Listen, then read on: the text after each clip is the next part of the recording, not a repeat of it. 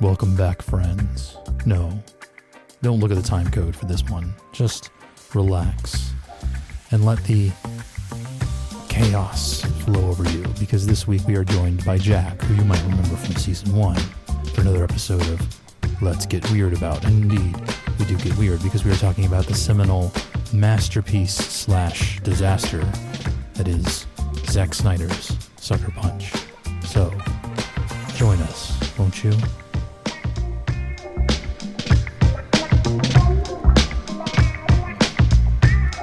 This is my first time doing one of these with somebody for the same time, so I don't know if I'm going to change anything or not. I guess I'm not doing my normal, like, who are you questions, because presumably would know who you are. Yeah, if I was in season 1, do you need to know all of the information? I will probably have to direct the audience back to that one, because this one's also going to be weird, because most of the time I, like, really do put an emphasis on, like, trying to, like, get the guest's relationship with the property and like trying to like, but like, sorry, you activated my Sucker Punch trap card and I, no, like, same though. I like wrote questions for me to ask you because I was like, I need to know Scott's opinion on some specific things in this movie. Yeah, this is one of those things where, like, I guess we've just rolled into it. So we're in it. Okay, hi. We should do an intro. Wait, no, we don't. No, this episode, no, this show doesn't get interested. We just start. Oh, okay. We just start talking. But normally, like, the first question is like, who are you? But we know who you are. You're Jack. Hi, I'm Jack. You know who I am. Check out the other but we're talking about we're talking about Sucker Punch, and the story, if you guys don't listen to Behind the Locked Doors, is that I mentioned I was restarting this podcast, and Jack mentioned that if they were going to come on, they would do Sucker Punch, and then we talked about Sucker Punch for like 30 minutes. Yeah, on the other podcast. Yeah, already. Completely like barreled over Sam, and we're like, so sorry, Sam. If you're listening, sorry, Sam. Sorry, Sam. So I was like, oh, well, I guess we're doing this. All right. We have to. We have too many thoughts and feelings. Yeah. Yeah, this is, for anybody who doesn't know what Sucker Punch is, it is the first original. It's now no longer the only original property that director Zack Snyder ever created. He had previously worked on, at the point of this one being created, Watchmen, 300, Dawn of the Dead, and I'm missing something. We'll have to Google. I don't have a great handle on Zack Snyder's filmography because I'd seen 300 in college, like early college. We actually had it assigned as an assignment from a class because it's Legends of the Guardians, the Owls of Ga'Hoole is the one that I'm missing, which I now know. Oh my god, that was a Zack Snyder joint? That's a Zack Snyder joint, yeah. Okay, you're activating my other trap card, but we can't talk about that right now. Okay, because I know nothing about that one. Holy shit. Maybe I have ever so much to say about that as well, but we're not talking about that today. Fascinating. Okay. Yeah. And the thing is, after he made Sucker Punch, I don't know what its performance was like at the box office. It did so badly that they didn't let him near another he didn't let him make a property until like this year when he was allowed to make Rebel Moon, which apparently is so bad that it's not even interesting bad. It's just bad. So that's a pity. Yeah. So Zack Snyder is a fascinating eel man. I don't know. He's like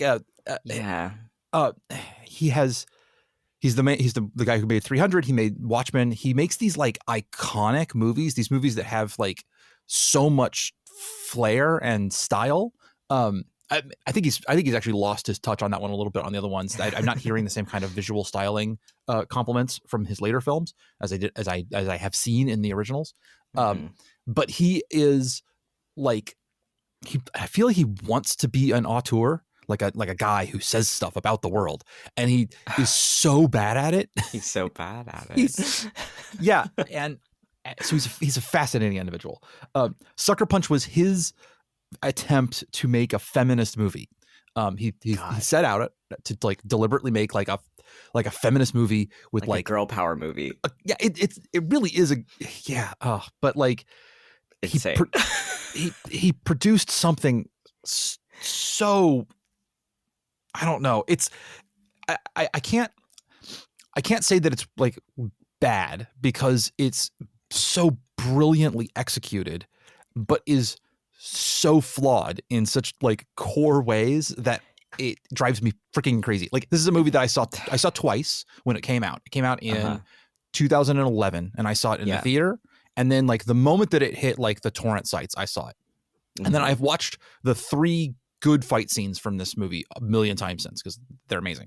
But I hadn't seen it until recently. And it turns out that when I was watching it most recently, there's now an extended edition, which adds like 18 minutes worth of additional content back, including a fucking musical number. And it was going to have 5 musical numbers. They were going to be like, it was going to be a goddamn musical. What the fuck is this movie? What the fuck is this? Well, and the like main, like the other main scene that it adds back, the extended cut, which I also had not seen before. I owned a copy because I hunted it down on eBay and bought one on Blu-ray when I first saw this film. Yeah. Because I was like, wait, there has to be more context that I'm missing because this is insane. So I like tracked down this Blu-ray copy, and then my poor wife was like burnt out on watching this movie at the time. She was like, I don't want to watch it again. It's actually kind of like an intense watch. I was like, that's so valid. We'll like wait a little bit and then watch the Blu-ray. We never did that. So we did it last night. And then I was up until 3 a.m. just like rolling in the sauce. Like this movie's fucking unhinged. Okay, so the broadest sketch of the plot is that it tells the story, ostensibly it's centered on the character Baby Doll, played by I want to say as many other names other than Zack Snyder as possible. So let me pull up my cast list here. You're gonna hear Zack Snyder's name some more, but we're gonna say talk other about names. But I need to praise these other people. So the main character Baby Doll is played by Emily Browning, who she's gone on to do a lot of in fact everybody in this has gone on to do other stuff and are fantastic. Who in the opening sequence, which is one of the best music videos of all time, is trying to fight off her abusive stepfather and keep him away from her little sister. She pulls a gun on him. She accidentally kills her little sister, and then he commits her to an insane asylum and bribes the guard so that he will have her lobotomized in 5 days. And then we descend into madness in that complementary. Like the movie gets better the farther away from reality you get because Zack Snyder's version of reality is so fucking grim. And so grim. We see the largest section of the movie time-wise is spent in a level of reality where the mental institution is reimagined as a bordello brothel situation where the women dance on stage and then go have sex against their will because they're also slaves. So it's a whole sexual exploitation thing. And we meet Abby Cornish as Sweet Pea, Jenna Malone as Rocket, Vanessa Hudgens as Blondie, and Jamie Chung as Amber, the other women trapped in this facility. And then when Baby Doll is asked to dance the first time, she closes her eyes and I guess imagines herself as like a badass samurai warrior who then fights these giant fucking dudes. There's just a Bloodborne sequence in like the middle of this movie all of a sudden. Yeah, it turns into a video game, like a visual representation of what it feels like to play a video game. Yeah, like, like a video game where you have like insane like power attacks and like, it feels like you can jump 500 feet in the air. It always feels like the first level of video game before they take away all of your toys and make you re-earn them. Like it's like that first like power fantasy version of it. Yeah. Yes, you're so right. And there are several other fight scenes over the course of this movie. And as the characters are framed as trying to escape by like going on a quest to acquire some items, and then several of them die brutally, and then it's whittled down to just Sweet Pea and Baby Doll, and Baby Doll decides, doesn't see any evidence, but just decides that she must sacrifice herself in order for Sweet Pea to get out, and she does. And then there is a really long, incredibly uncomfortable and very strange sequence where she talks to the sorry, I didn't introduce this name before, but it's the High Roller, played by John Hamm, the world's most fuckable man, and he does an incredible job in this scene. I cannot fault anybody's performances. The performances in this movie are we're gonna have to talk about them. The scene itself, the script is so fucking weird. Like the words coming out of people's mouths is so strange, just unhinged. Then at the moment that like they're going to consummate him taking her virginity, because in the framing of the brothel, he has paid lots of money to take a baby doll's virginity. Then he it like explains too, like, the only thing left to me in this world is that I want this one moment of truth where I can like get something real for myself. God. Yeah, it's so fucked up. It is, and it's okay. And we're gonna talk. We have to get into it, but that's the main thing. And then she gets lobotomized. The end. No. Like, I got to make a note because I'm like I want to talk about like the camera. I guess like I got to start talking about like. The high roller scene could be a whole separate podcast, TBH. Like there's a lot packed in there, and it wasn't in the theatrical release. No, this it wasn't. Was a scene this is one of the things they added back in the extended cut. Okay, so at the moment of consummation, we flash back to reality. Something about gravity. I forget how the Eminem lyric goes. And John Hamm is now back to being a lobotomy doctor. He has just lobotomized baby doll, and he says the line, "Did you see it in her eyes? It's like she almost like she wanted me to do it," like which she is wanted me to do it. Oh my God. I will spend the rest of my life thinking about what the fuck that possibly could mean. And then, the whole We'll talk about it later, but like the scene that was added back with the high roller completely changes the context of that line. So like we'll talk about it does. And I remember it being weird before, but it's now weird in a different way. Anyway. Yeah, it's differently weird. It adds layers of weird. It's so... And anyway, so that we haven't even. I think this summary is fucked because I haven't even mentioned Blue, the villain of this movie, played by the amazing Oscar Isaac, and possibly maybe his best performance I've ever seen him in. The Oscar Isaac performance of ever. It's amazing. I don't know if you have seen the one with the android, Oscar Isaac, and it's the one that has him and Domhnall Gleeson in it. That one's amazing. Filmography. Where's just give me a list of your goddamn films, dude. Ex Machina. Now I've remembered it. Okay. I need to watch that movie. I know it's a cult classic. It's we could spend a whole day talking about that one too. But his performance in that may be better than the one in Sucker Punch. His performance in Sucker Punch is it's unhinged, comma affectionate. Like it's he does not leave anything on the table, which is amazing. Anyway, so in the last scene of the movie, he's like trying to now sexually assault the now brain dead baby doll, and he gets very upset about that because the whole point of it was that he's supposed to be like, like the fact that she's now gone like ruins it for him. It takes the fun out of it because she's not scared of him anymore. Yeah. And then so he feels powerless. It's so like that scene again, they made it longer and more uncomfortable in the extended cut, but it was already like uncomfortable. And I'll have to remember, I can't remember in the original if, because at that point in the extended cut, the world falls out around the Blue as well, where like now the doctor has figured out that he's been fucking things over and they're like going to fix things. Like in the last minute, like, oh no, it turns out that like he's getting arrested and all that stuff. I can't remember if that was the original. Yeah. Actually, funny story. Me and Ari took out the Blu-ray of the extended cut and popped in the regular one and watched the last 15 minutes to like see where the cuts were, because most of the extra content other than the musical number is in the last. Well, and they just also made all of the fight scenes longer. I looked up a thing and I at least saw that all of the fight scenes are just longer and more violent. That's hilarious. Which is I wonder if the orcs bled in the original, because no, they don't. They don't. I know they added the R rating. Yeah, they did. Well, it was.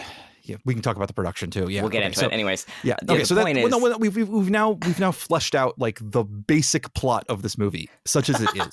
And Sweet Pea escapes. That's the other important. Yeah, Sweet Pea escapes, and it turns out there's been this wise old man spouting aphorisms that mean nothing. Wise old man. I'm making giant quote marks with my finger. Well, it's how he's credited. He's credited as the wise man. Right. Right. Which is weird. And he does not ever say anything that's like he keeps talking and he never says anything useful. Like he gives the briefings for like what their goal is, and he's the exposition guy for like each of the fights, and then he says usually something that like sounds deep and totally isn't, and I can't figure out if that's self-aware satire or just Zack Snyder being a smooth-brained monkey man. But no, that's the thing. I think because of especially the little outro that the Sweet Pea voiceover gives at the end. Yeah. I think all of the stuff with the old man is the same category of billiard ball brain bullshit. Okay. That the last like 30 seconds of the movie is. Yes. Personally. And so it turns out he's the bus driver who like saves Sweet Pea at the end to get her on the bus so that she can go back to having a normal life. ostensibly in the 1950s. Or 60s, I guess. 60s the or interviews I saw said it was supposed to take place in the 60s. Couldn't have told you that. Yeah. You'd be forgiven for not knowing because you would never know. How would you know? Mess. Yeah. Okay. So this movie is... So that we're on like multiple levels of reality. It's incredibly metatextual. This movie is about media. Like it's about gender, of course. That's like the big thing. But like it's also like, because I didn't even mention that like there's this whole framing. Like at one point, literally, we need 8 hours to talk about this movie. I'm so sorry. There's just like so much packed in here. We're just gonna keep going, and it's gonna be so unhinged. That was just fine. Like literally, when we come back, like when we after the sequence where the opening sequence, which is amazing, I'll repeat the we literally flash to the bordello version of reality by swapping things around where we had just seen a version of Baby Doll being taken into the lobotomy room, and like the doctor's over her with the ice pick, and then like Sweet Pea calls cut, and we flash to a version where she's wearing Baby Doll's costume and like a wig, and she pulls the wig off, and she's like, "This is totally fucked." Like, this is so fucked up. Yeah, like I get the little schoolgirl thing, I get even the mental patient thing. That could be kind of hot, but like lobotomized vegetable, what the fuck are we doing here? Well, because then her next line is, "I thought the whole point of this is to like turn people on." Like, exactly. What is sexy about this? I don't understand. So they have specifically framed this movie as like, we are aware that we are making a movie and that there is an audience and that we are telling a story and that we're intending to have an effect on this audience. Well, and the other thing that scene does is like tell you in advance, by the way, Sweet Pea is the quote unquote main character here. But like that shit is so like, if that was the case, and I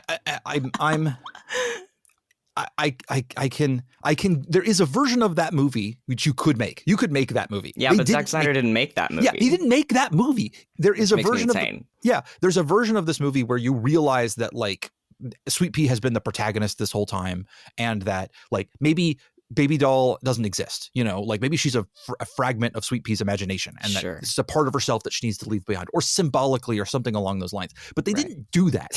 Yeah, and the crazy thing is that's what the characters say out loud near the end, like, "Oh, I get it now." Baby Doll's like, "I was never the main character of this story. It was always you, Sweet Pea." Right. And I'm like, that's not the movie that you made. No. I hate to tell you it, but yeah. We spent the entire movie. We spent several sections. Like this movie is so much from Baby Doll's point of view.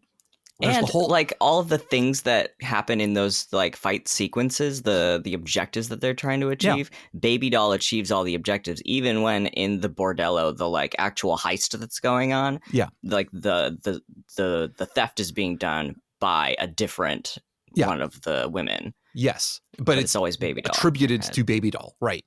It's just, you didn't make the movie where Baby Doll wasn't the main character all along. It would be possible to make that movie, and maybe that movie would be good. Although I don't know, but like I don't know. And we fucking skipped over the like 6-minute fucking musical number that came back in the extended version, which is okay. I don't remember how much of that. How much of that was in the theatrical cut? No, none. It wasn't. There was no music. None? No. The musical number doesn't exist. It started happening, and I was like, "What the fuck is going on?" Because I didn't realize. I remembered it from having seen it before, but evidently I had. I was like, "They're singing now." Like, I mean, like, is it Oscar Isaac singing, or did they dub him over? I don't know. But it's an amazing musical number with him and Carla Cugino, and who's. They're both amazing in this movie. They're so good. And apparently at one point in this movie, there were going to be 5 musical numbers. Like this was a full-blown fucking musical. And like... That's insane. I kind of... okay. Do I want to see that musical? I'm not even sure. I don't know. I want to fucking see it. I want... Okay, so I saw a meme the other day about like, why don't people make covers of movies? And the answer is, of course, like a cover song of a movie, right? Oh, yeah. And the answer is they fucking do. It's called reboots. We usually do them about 20 years after the movie comes out. And we could be doing that. This one will never get a reboot because why would anybody want that? But I so want to see other directors take on this idea, just like take all of these mishmash things together and try to make a different movie out of them, because like I mean, like, there's very interesting, cool ideas going on here. Yeah, and they're just being like wildly mishandled at Yes. every step of the way. at every step of the way. And there are movies I love so much more than Sucker Punch. Like, for example, I watch the movie You've Got Mail twice a year. I love the movie You've Got Mail. Sure. It is an amazing film. It's not flawless, but it is amazing. However, I've only seen Sucker Punch now 3 times. I've thought about Sucker Punch so much more than You've Got Mail. I've watched You've Got Mail so many more times. This is true of many different pieces of media for me, where it's so flawed that you wouldn't think that it would like burrow into your brainstem in this way, but because of the specific ways that it's flawed and because of the like the better ideas that are embedded in sort of a mediocre piece of media, my brain keeps trying to chew on it. I'm like, like shaking it back and forth in my mouth like a dog toy, like just in the back of my brain all the time. You know what I mean? And there are points where this movie not even gets near to, but achieves like perfection. Like this movie, like I'm gonna propose that the first 4 music videos of this movie, the opening sequence where they're doing a remix of the Eurythmics' Sweet Dreams, and all of the movie in this is like covers and remixes and stuff, and they're all amazing. 8 amazing covers back to back. And then you have the first 3 fight sequences, the one with the 2 samurai, the World War I sequence, and then the orcs sequence. Those 3 music videos taken on their own, contextless, are almost like, they're so highly crafted at being fucking amazing that like they completely abandon the ideas of like not the first one doesn't abandon it. It's decently grounded, but the other 3 are just like rule of cool. What is cool? Can we make this amazing? Can we add more to it? Can we make it like it's gonna look sick as shit? We don't really care about anything else that's going on here. And the amount of effort and stylistic flair that they put into it, and like little touches of like those worlds are they're bare bones, but they are kind of complete little worlds. Like they're very self-contained. Yeah, you understand the space, and like I understand almost even like the graffiti that's on the mech in the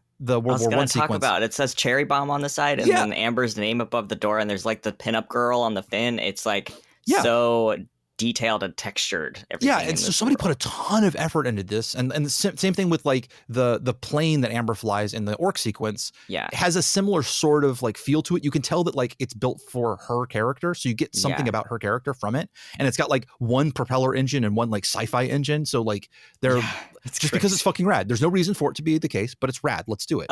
Also the mech that she's in the World War II sequence, or World War I, whatever, like the Nazi, the mechanized Nazi warriors.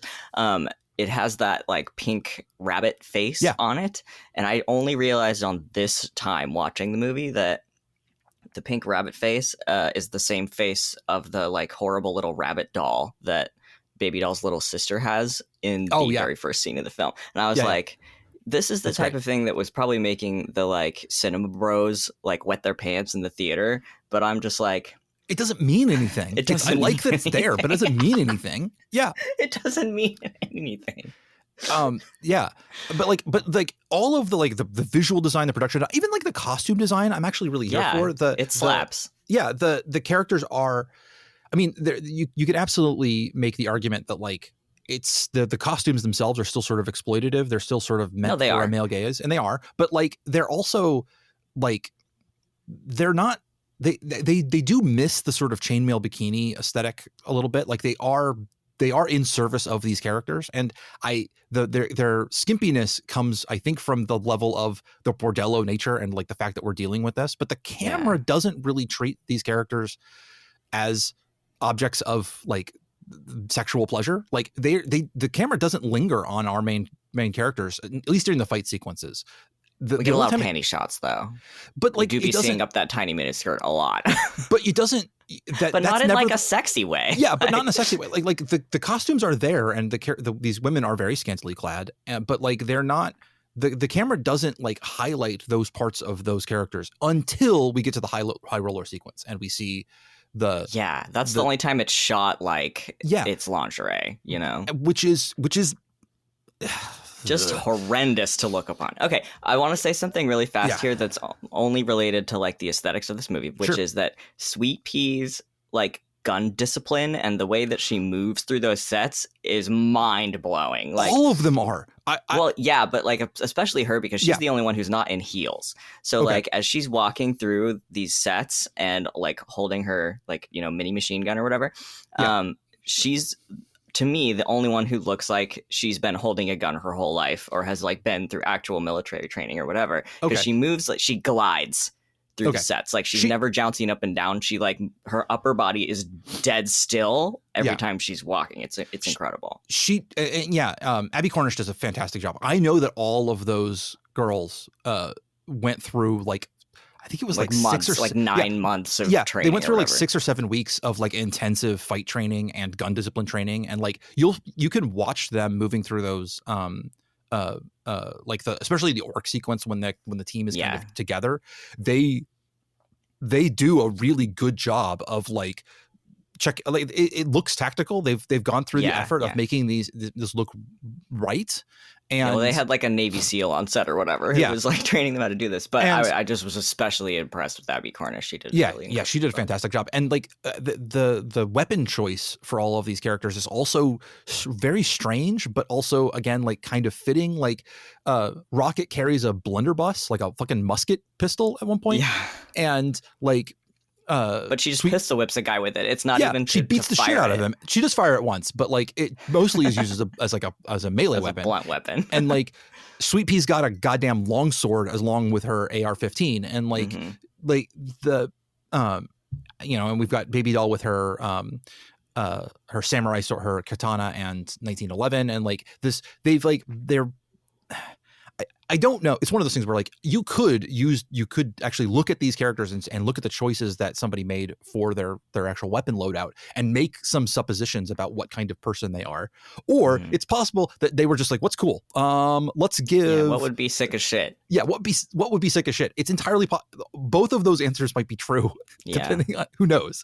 But like I'm praising the fight sequences. I think the bordello sections are incredibly well visually crafted as well. I think that the look of that level of reality is incredibly stylish and really works in a and again, even there they're not particularly, except for in their music sequence, the one song when they're actually doing their dances, but most of the time they're not really like the camera's not really highlighting their bodies very much. Well, and the fascinating thing is about this movie in general, like throughout, is that there's such a big deal being made about Baby Doll's dance, like the hypnotic, like hypersexual dance that she's supposed to be doing, and the camera never shows it, not even once. It doesn't even show like the tail end of it ever. Like you never see even 1 second of it. We're supposed to just imagine it in our mind, and then we're supposed to feel disgusting for having imagined it in our mind. Well, and every time she does do the dance, it goes into one of these like crazy fight sequences. Yeah, I was going to say a pornographically good fight scene. Yes. And the only conclusion I can draw is that we, the audience, are supposed to remember that that what we're watching now is Baby Doll's dance, and that we should be feeling sort of disgusted and a little bit ashamed for enjoying it as much as we do. I have a question for you, Scott. Yes. Which is read those like dance / fight sequences. As much as the implication is that like Baby Doll is just disassociating through that entire dance every time, do you think she knows what she's doing? Like when she's saying, oh, my dance is me saying I'm going to escape, I'm going to get out of here and be free. Is she aware that making herself this like irresistible sex object is her best defense and also her only leverage? Or are we supposed to think that she's going into this like clockwork Nazi zombie fight in this tiny miniskirt in her mind palace and has no idea what her body is doing and just comes back to like, wow, what just happened? Or like, you know, does she know? So, what are your thoughts? My thought is that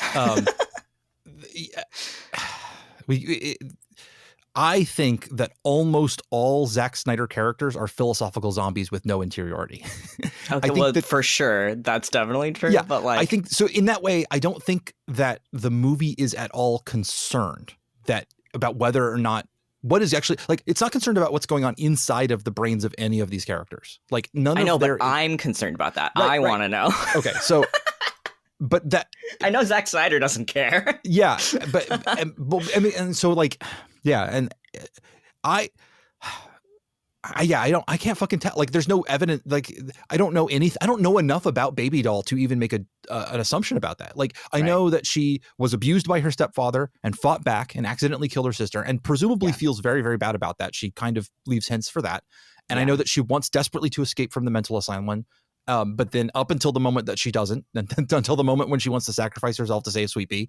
But here's the I don't know anything else about her enough to make any kind of like judgments about anything about, like, I don't know her character. I don't know her. Well, her she doesn't really have one. The thing is, from the very beginning, she's she doesn't have a real human name. We've been calling her Baby Doll this entire time. That's what nobody ever refers to her by any other name. None of the like main girls get real names. Yeah.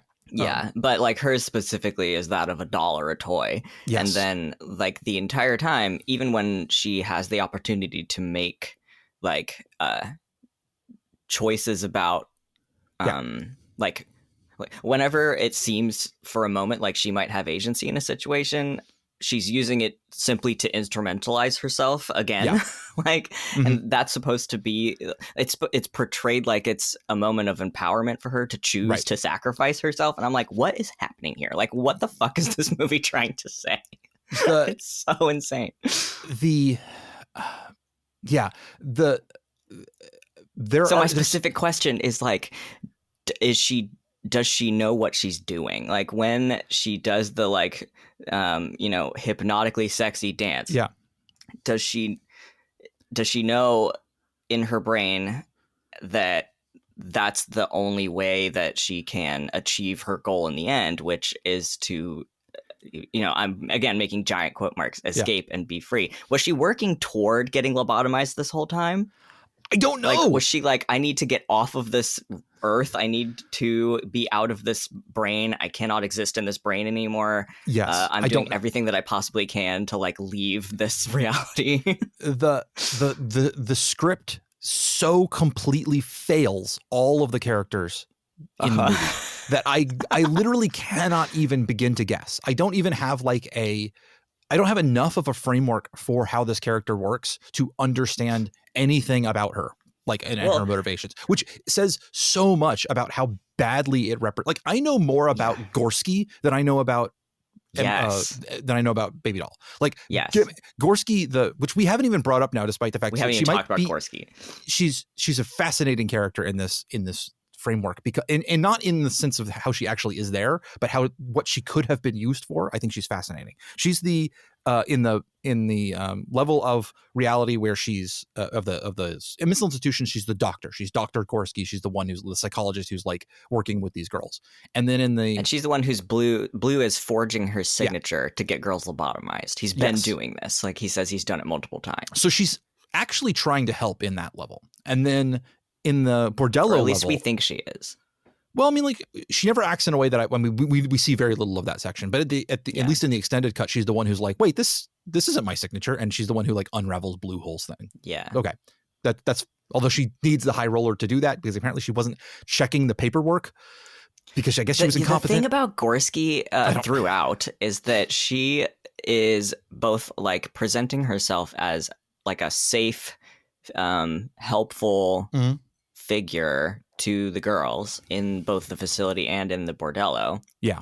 Who's like, hey, it's okay. You can come to me. You can tell me what's bothering you. I want to help you. I'm trying to protect you from Blue, blah, blah, blah, blah. But also, she does work for Blue, and she does have to do what he says. She is not, she's not in a position of power with Blue at all, even though he sort of gives her a little bit of leash to think that she has an amount of control over the situation. She doesn't. Right. And she's been in this cycle of abuse with him for what we assume is a really long time. Yeah. So, and so in the level of the bordello, she's the director, I guess, or the dance. She runs the like stage production portion of the operation. She's and I absolutely agree with what you say about her being like under no way like free from Blue. She's as much trapped by Blue as all of the rest of the girls. Well, and she's the like false guardian angel. Yeah, like but remember at the beginning, presents- there's the sequence where they say like everybody has this guardian angel inside of them, and sometimes it's a little girl and sometimes it's an old man. Blah blah blah. And like obviously it's they're talking about the old man, but I think they're trying to talk about Gorski. But she's tainted. She's like not. She presents herself as like their ally, but she's also sort Right. of complicit. The way she's found the only summation I can make is that the way she's found to survive is being somewhat complicit in the system. By being a useful tool within this system, she's found a way to survive this whole time. Otherwise, her presumably she thing would have is been like I want to be so important to Blue that he can't get rid of me, so Yes. that I can do small things to help these girls. right. And maybe how much of that is her own motivation just to survive, and how much of that is an outward motivation to actually help, we don't know because we don't spend enough time with her to really understand a lot about her. The thing that bugs me, the more I watch this movie, the thing that bugs me is, why do we have Scott Glenn doing the briefings? Why isn't that Gorski? Like a simple change of making Gorski the one who gives them the briefings about what's going on in the thing puts her character it fronts her, and it makes her important to these section sequences. She's not in the fantasy sections at all. She never appears in them. Yeah, ever.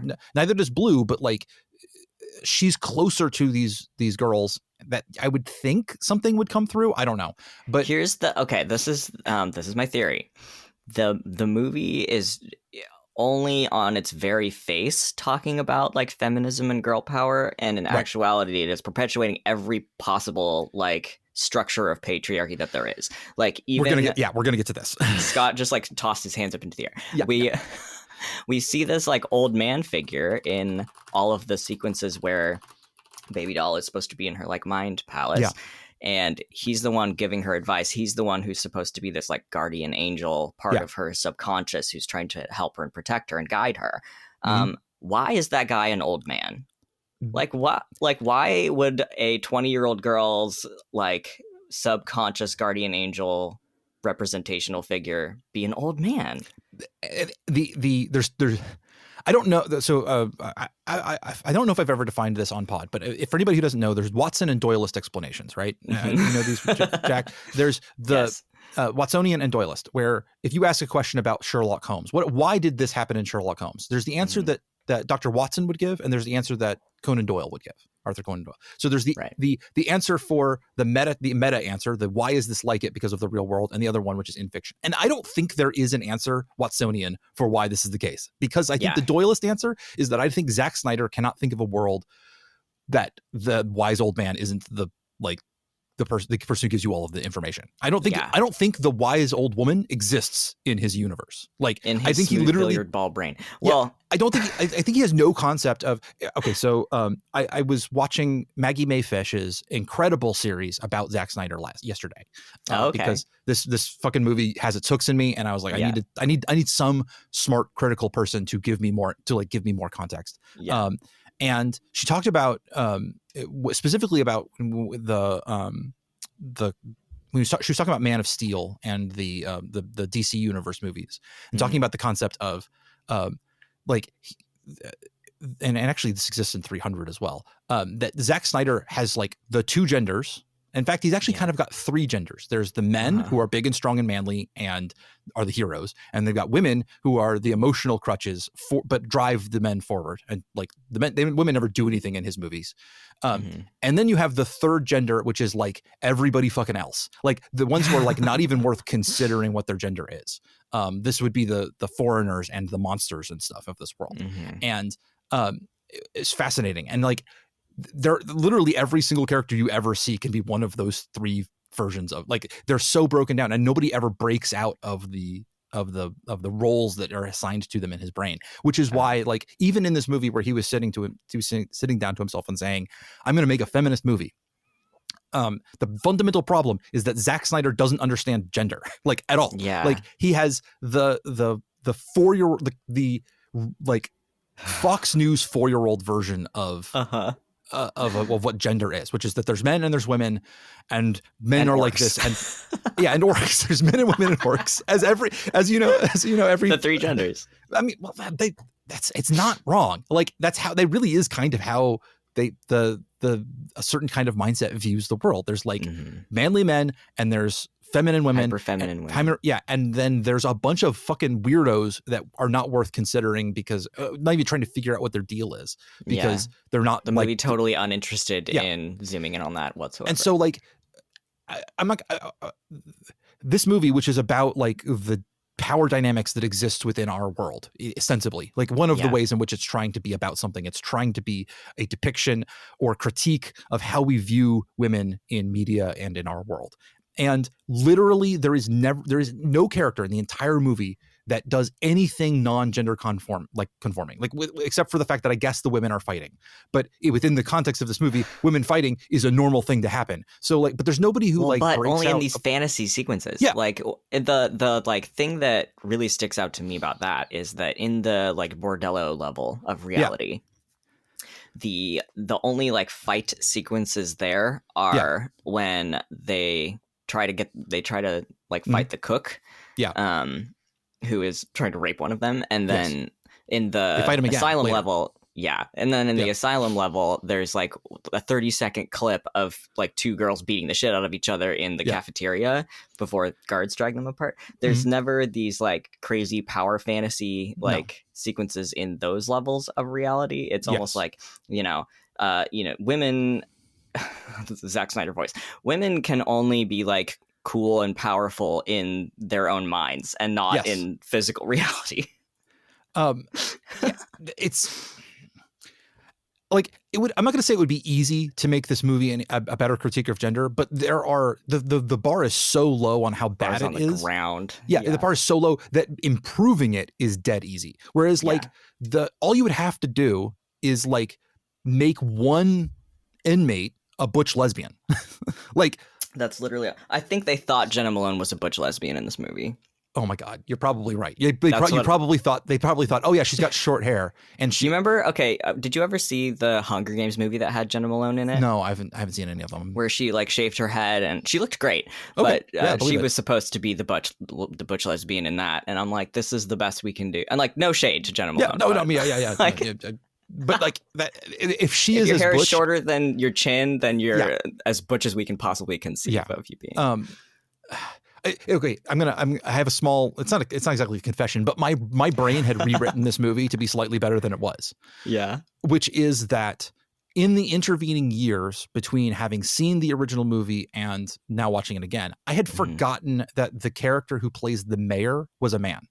In my head, I had rewritten it to be a butch woman, a very butch woman. Whoa, that's so sexy! What a great concept! And I was like, in my head, and it was better than the movie actually is, because in my head it was in the universe of the when we see this character for I think all of 30 seconds or less than a second, where like they're tapping on the glass with the lighter. I thought they're presented as like sort of a Nurse Ratched character, like a big burly woman and older, and then when that character is then translated into the bordello, they're presented as masculine, as like the mayor, right? They're called the mayor. That would be dope. I wish that's what was going on. And so I was like, oh, that's actually a really interesting critique of like changing, like this person's role in one world is to like sustain the power structures of the patriarchy in one thing. So when they are translated into the bordello, they're fully made into a man, like because they've cited on the side. And then it's just that person's always a man. I just forgot. Your brain just improved it subconsciously because that's such a bad. But like again, because the bar is so far on the floor that like I can misremember the movie and improve it. Oh my God. Because there's no complexity in the presentation here. It really seems like it's all on its face. Like there's not supposed to be any depth. You can't read into any of the choices being made in this film, and it all falls apart. Yeah, and I think this might be why it has burrowed itself into our brains, because there are no answers to find. Like no matter how deep you dig, you won't find them. The real answer is that like Zack Snyder is a smooth billiard brain man who who just did a thing because he thought it sounded like a good idea, and all of the answers were, oh, that sounds cool. Okay, let's do that. Okay, that sounds cool. And it never actually sat down and thought about the things that he was trying to address. At least he did not think. he just didn't think. And so whenever we spend any time thinking about it, being like, well, why is this like that? Why is this like that? And the answer is that, like, because Zack Snyder thought it was cool. It's like the dumbest answer in the world, but it feels like we should find. Yeah. Last night I went and looked up the only interviews with the cast that I could find about this movie, which I did watch 6 or 7 years ago when I first saw this movie, because I was desperate. I was clawing at the walls like, okay, has anyone asked the actors who played these women anything of substance about the plot of this film? No. Yes. The only interviews are asking them about how they trained, how they ate, about their costumes, about like their dynamic with each other on set, if there were like bitch fights, blah, blah, blah. That's all they want to know. Yeah. Nobody's asking them, like, can you talk to me about like the levels of reality in this film, or whether it's making like a useful critique about also it's 2011. But so I get it. No, I don't. I'm sorry. But I don't also. Yeah. But like, fucking, like, we knew how to address these issues already. Like we and the thing is, anything that's wrong in 2011 is still wrong today, I guess, is the real answer. That, like, it's not that far in the past. Like, anybody covering media at the time should have known that, like, fucking films can say things, and maybe if this one's trying to say things, then we should be asking the people who made it why it is trying. And to we should especially be asking the women who were in it whether it's saying things. But nobody was asking them. And like I think it's what's her name? Jamie Chung, the girl who played Amber. Mm-hmm. You got it right, Jamie Chung. Says with her mouth, like, Zack Snyder told us he wanted to make, like, what if a female 300 but set in the 1960s? And we were like, wow, that sounds so cool. And I was just like, oh my God, that is what he set out to do. That's not what actually happened. IMO. No. But you can see where that was the, like, general thrust of the project when he started out. Yeah. And I am struggling to not try to rewrite this movie. Like, I keep thinking of things. I'm like, oh, if they did that, that would be better. If they did that, that would be better. And in one way, that's a way of, like, complimenting the film. That, like, that it made you think about other possibilities. I don't think it's a good movie to watch uncritically, and I think it's a fantastically interesting movie to watch with a critical eye, to ask why, and why was this choice made, because it gets so close to grappling with interesting things and then just doesn't. But there's stuff like what was I thinking? Oh yeah. I think of an incredibly simple change, which makes this movie really interesting. I think you'd have to, when I thought of this, I had not seen the extended version. So you have to cut the whole speech from the High Roller. Okay, but sure. The movie is very interesting if the High Roller, you don't see his face. Or maybe you do, it doesn't matter. But he's very underplayed. We don't see a lot of him. And then when we get to the actual level of reality where he is pulling the knife back and it's got blood, or the ice pick back and it's got blood on it, you realize it's played by Zack Snyder. Oh, wow. And then I go, like, then the movie's fucking saying something. Like, then Zack Snyder has put himself in the shoes of the guy who fucking ice picked and lobotomized his main character and is saying, like, yeah, I did it. And I'm aware that I did it. And I'm like, and then I'm like, holy shit. That's like that one change almost makes it a masterpiece, because then it's like we're saying something. Yeah. You've taken culpability and are just like, you're like, yeah, this movie is fucking. Okay. Yeah.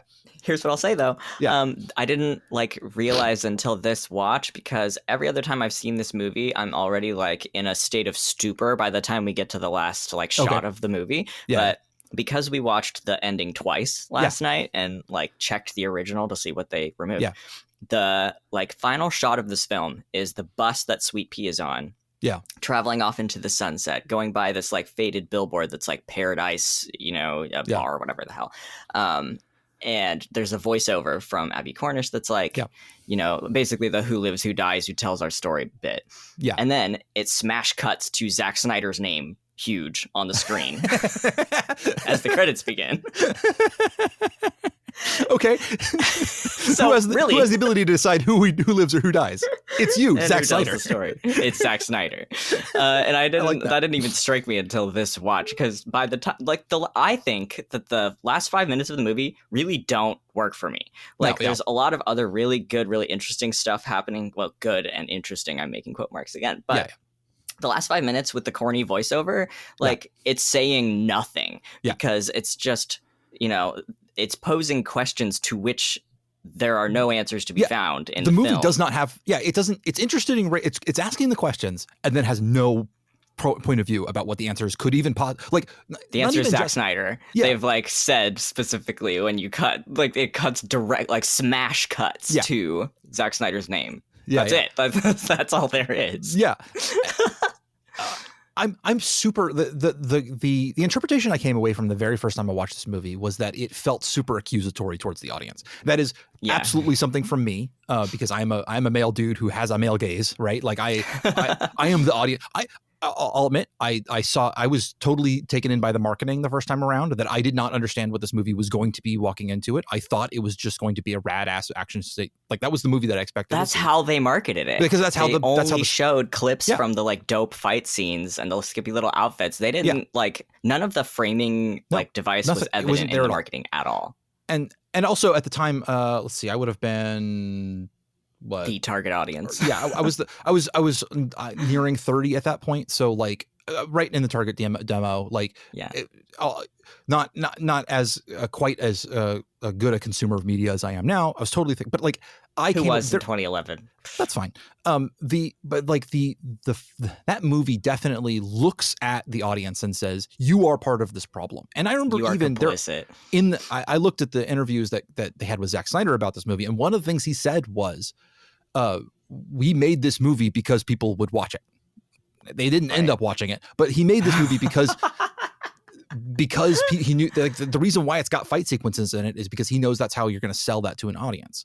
But the fight sequences are framed as an exploitation of the female characters and also even the female actors, because you can't get away from that messaging at that point. You simply can't. And it points the finger kind of, I felt very accusingly at the audience, being like, if you didn't buy this, we wouldn't make it. And we talked about this a little bit on the last episode of Locked Doors about like video games that are like, you're complicit in the violence if you bought and played this game. And I'm like, you made this game to be bought and played. Don't fucking come at me. So me and Scott are like not interested in that discussion whatsoever. No, I am super interested in it if the creator is in the narrative with me, saying, look at that. I'm also fucking covered in blood. Like, we are sitting in a pile of manure, and we're both here because we chose to be, because it that's provides one us something. thing. That's like a totally different thing than just emptily threatening, like, you're complicit if you consume to the media. Like, bro, okay. And if you don't have anything to say about the why this media gets created and what the morality of consuming it and producing it is, beyond, isn't it fucked up that this is how things are? Then like, fuck off, man. Like there are super interesting moral questions to be asked about these things. Like, for example, the thing I thought of was like, I have personally, but I have given money to Harvey Weinstein, basically, because I bought movie tickets that were that went for movies that he produced and made money off of, and he took my money and went around and used the power that came with that to literally sexually assault and rape women. How much, and some of the things that I do not know off the top of my head specifics, but like, I'm sure some of those movies were sold to me because I saw tits on the poster. I believe it. I 100% know totally. I believe it. So like, how much was my willingness to participate in that system, and also therefore perpetuating that system? How much moral culpability do I have? That's a question I'm actually super fucking here for and interested in. But I am not interested in that conversation if Harvey Weinstein's culpability is not part of the conversation as well. Right. Or the director of the film, like Kevin Smith. How much moral culpability does Kevin Smith have for these same systems? You know, because he made Rosario Dawson do a sexy dance in Clerks 2. You know, like how much of and I'm here for that. Kevin Smith probably would be introspective enough to make something about that. It probably would be the dumbest take of all time, knowing him, but he would at least engage with the idea a little bit. I'm super here for that. I'm not super here for a director who doesn't have a role. Like, if Zack Snyder had put himself into this film, like, for example, casting himself as the High Roller, or changing the Dr. Gorski character into a man who could be seen as a director's stand-in, and seeing his interaction between like the studio in terms of Blue versus the actresses in terms of these girls, and like how he's trying to manage the two things between them, I could be there for that like conversation. But I think that would be one thing. But that would be a different movie. That would be a different movie. And it would be very possibly. Okay. Did you ever watch any of, this is a bit of a tangent, did you ever watch any of the show The 100 on the CW? I tried watching like the first episode, and it was slow enough to get going that I fell off. And yeah, that's fine. It wasn't a good show, but I remember like watching a couple seasons of it in college, and there was an episode where, spoiler, they just like horribly murder a lesbian on screen, and then in the like director's like interviews after that episode came out, because everybody was losing their minds on the internet, he was just so just horrid about it. Like he treated it like this, haha, gotcha, I'm such a smart director, nobody saw that coming, and you suckers fell for it. Like he just literally said that on camera. It was like the most horrendous shit I've ever seen a director say. But I was just like, the sort of gotcha, like, you stupid fucks fell for it, like vibe. That it reminds me. There's a lot of things in this movie that reminded me of that. And no, you totally got it. That is a Zack Snyderism, as far as I could tell. The idea that like, you stupid people fell for my trick. Haha, aren't I smart? But it's like, we only followed the most basic understanding of like how we only followed you because you telegraphed where you were going, and then pulled the rung out of people. That's not a trick. That's not a trick. You're just being mean. You're just being mean. And I have been. One thing a word I keep coming back to when talking about this movie, because spoiler alert, or not spoiler alert, but as an aside, when I watched this, the runtime of the extended cut is like 109 minutes or something like that, and it took us like 3 hours to watch because we kept pausing it to talk about it. And the word I kept coming back to was that it feels cruel. This movie feels cruel. It doesn't like any of its main characters. It doesn't like any of its villains. It doesn't seem to like the audience all that much. Yeah. And so then, like, who is this movie for? If it's just there to make you feel bad, there are other properties out there that will do that. And why does this particular version of it need to exist? And I think I've come back to, after watching Maggie Mae Fish's thing, is that I think that Zack Snyder might, I do not, he's probably a nice person in real life, at least within his media output. I think he fundamentally lacks empathy. Like, just something like that. The difference between I just talked to a different guest, Newt, about Pacific Rim, and so on Wednesday. So I've been thinking about these two movies, and there's actually a lot of stylistic crossover that it just being a crazy spectacle. They're both movies that are ruled by rule of cool. They're both really out there. They sort of start from their end point and work backward for them for a lot of reasons. But that one feels so good to watch. And they're both impeccably stylistically crafted, and the other one feels really good. And I realized it's because that movie loves it's filled itself with love for the characters. And Guillermo del Toro's movies always feel like that to me. And you can tell he puts care and heart and love into everything that he makes, and that he cares about the people he's telling stories about. And he cannot escape his empathy for characters. Like, even the worst characters in Guillermo del Toro films, I have an understanding of why they are why they're like that. Like the character, like the villain of Shape of Water, played by the same dude who's in Man of Steel, who is he's a fucking ratbag. He's the worst person, absolute right? sack of shit. And nonetheless, I am given more empathy for that character by Guillermo del Toro's storytelling, to see that he is suffering within this world as everyone else is. He makes everyone else suffer horribly through the course of that film, but he himself is not escaping from that. And I see more care given to that character, the villain of Shape of Water, than I have given to the protagonists of Sucker Punch. Absolutely. Like, hey, can we talk about Blue for a second? Speaking of the villain in this movie, oh my god. So the final scene that he's in, where he's trying to assault Baby Doll, he gets a decent ways through it. That sequence is extended in the extended cut. He like goes in and kisses her again. It's like so awful to watch. They linger on that motion for so long. But I really feel like the character is really enhanced by Oscar Isaac's performance. Like, he left absolutely everything on the playing field, bringing that character to life. But I'm really curious how much of that performance was specifically directed by Zack Snyder and how much Oscar Isaac just brought that to the table.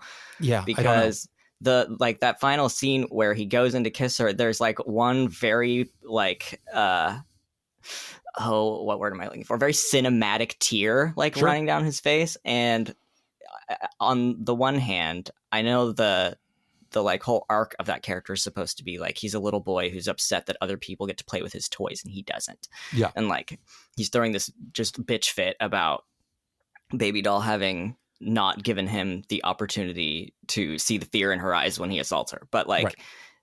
also there's something that I don't think Zack Snyder intended about this like patriarchal system also having trapped Blue inside of it.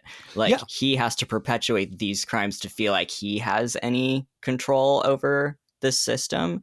Because like, you know, the cops come to drag him away and he's screaming like, wait. Like, he's saying like, I take care of him. He's like saying that he takes care of the girls when he's being hauled away, which is like completely fucking delusional. Like, you have the wrong guy. You want her stepfather. He's the one, blah, blah, blah. Like a better movie and a better audience would look at Blue.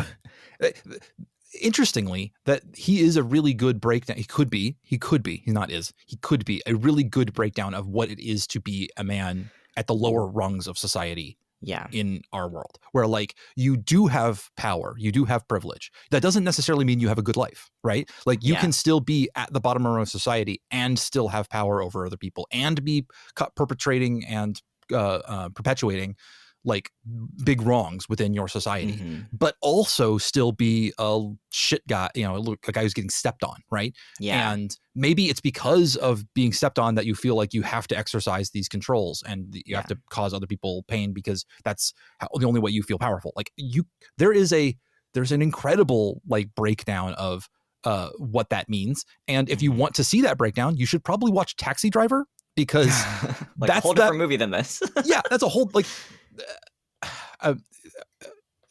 like there's again, this movie just keeps coming up to and approaching greatness and just then falling complete flat on its ability to follow through on that. I have to grab some water because I have been please go on. I'm being animated, so I'll be back in just a minute.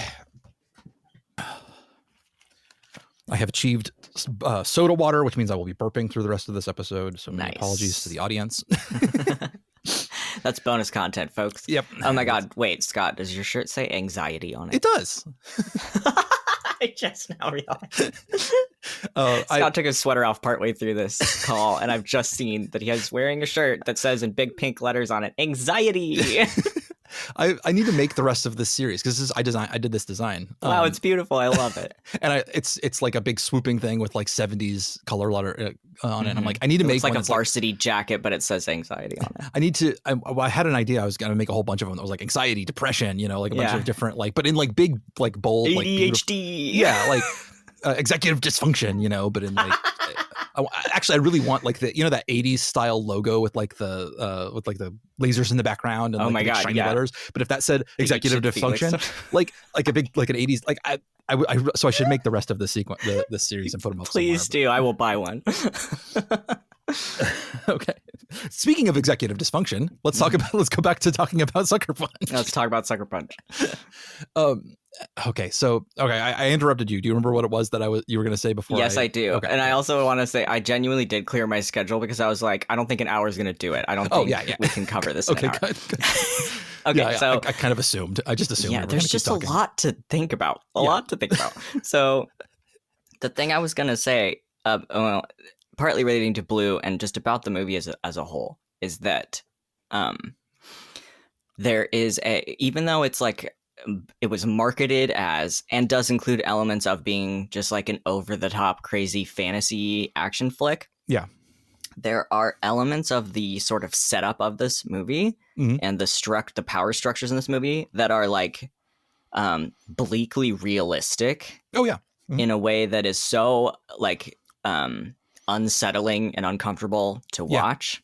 And I think part of the reason why this movie is not it does not feel good to see in the way that like what movie were we just talking about? Pacific Rim feels good to see, is that like the stuff in this movie that mirrors real life mirrors it so effectively and so closely, even though it's like transposed into this fantasy setting. Yes. That like the part of your brain that gets uncomfortable talking about like sexual assault and talking about like the way that people with mental illnesses are treated is like dinging alarm bells the entire time, even when you're supposed to just be having fun and watching these girls jump around with machine guns and whatever. You're 100% right. I've heard that exact same sentiment repeated by other people who've seen this movie, talking about how like it really, they like, for all his faults, Zack Snyder was able to like tap into something emotional. Yeah, he really did. And I don't know if he meant to. Again, like I can't tell what was on purpose and what was smooth billiard ball brain rolling around in his skull. Like I have no joke. I have no answers.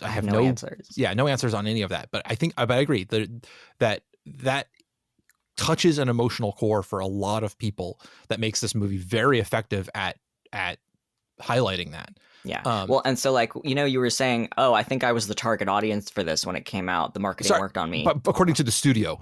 That's as far as the studio is concerned. Yeah. No, this is not a bash on Scott, listeners. Yeah. No, I'm saying that I think from your point of view, the target audience could be young women. Whereas, or older women, and just it's supposed to be like the movie is for women. Well, the marketing was for young men.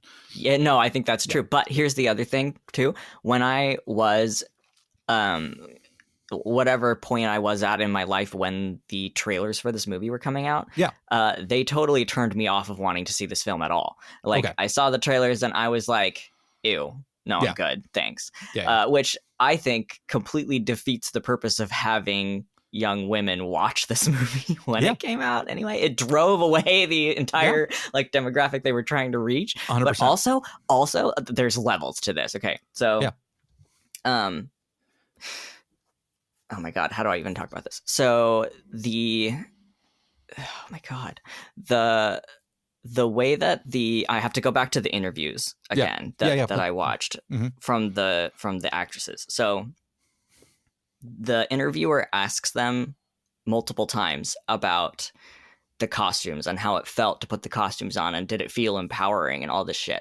And the answers that the actresses were giving at that time were all like, I mean, yes, but the thing that actually felt empowering was like being in the training gym in our sweatpants, no makeup on, like sweating and crying and like, dragging each other through these like grueling training sessions.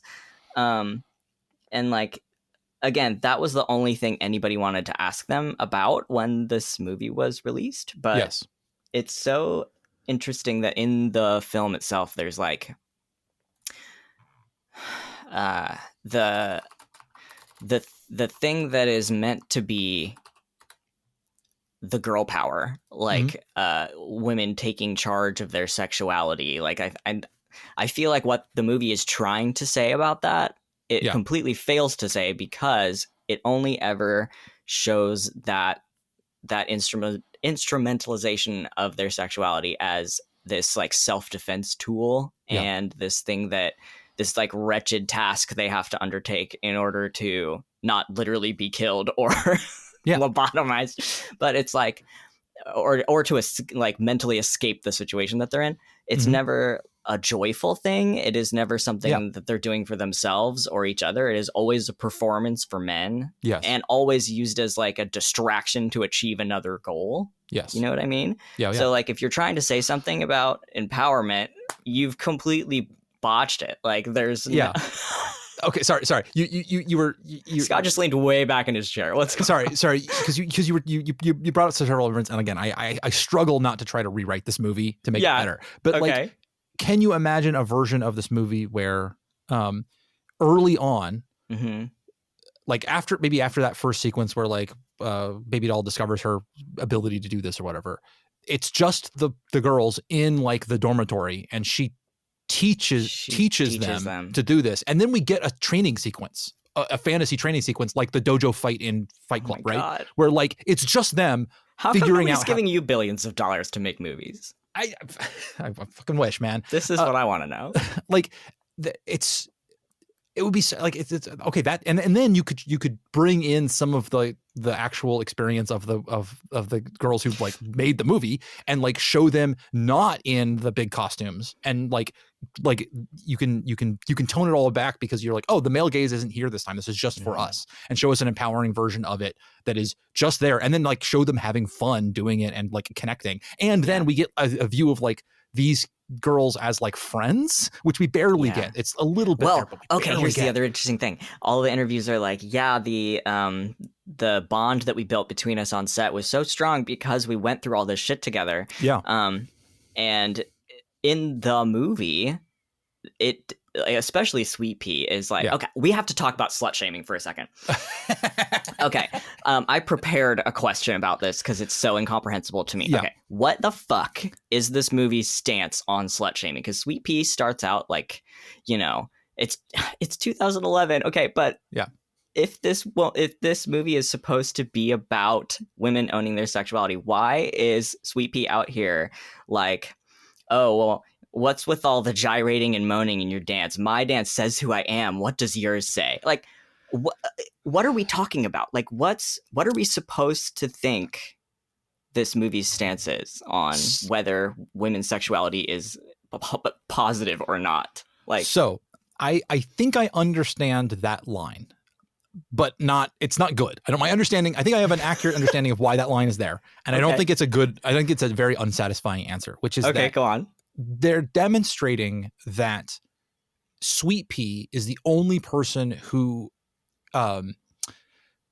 is equipped to work out in the outside world. That the rest of these girls are kind of outright rejecting it. And she's saying like, no, I have sort of internalized this power structure, or I can live in the patriarchy. Like I have subsumed myself a little bit. I am more comfortable in it than y'all are.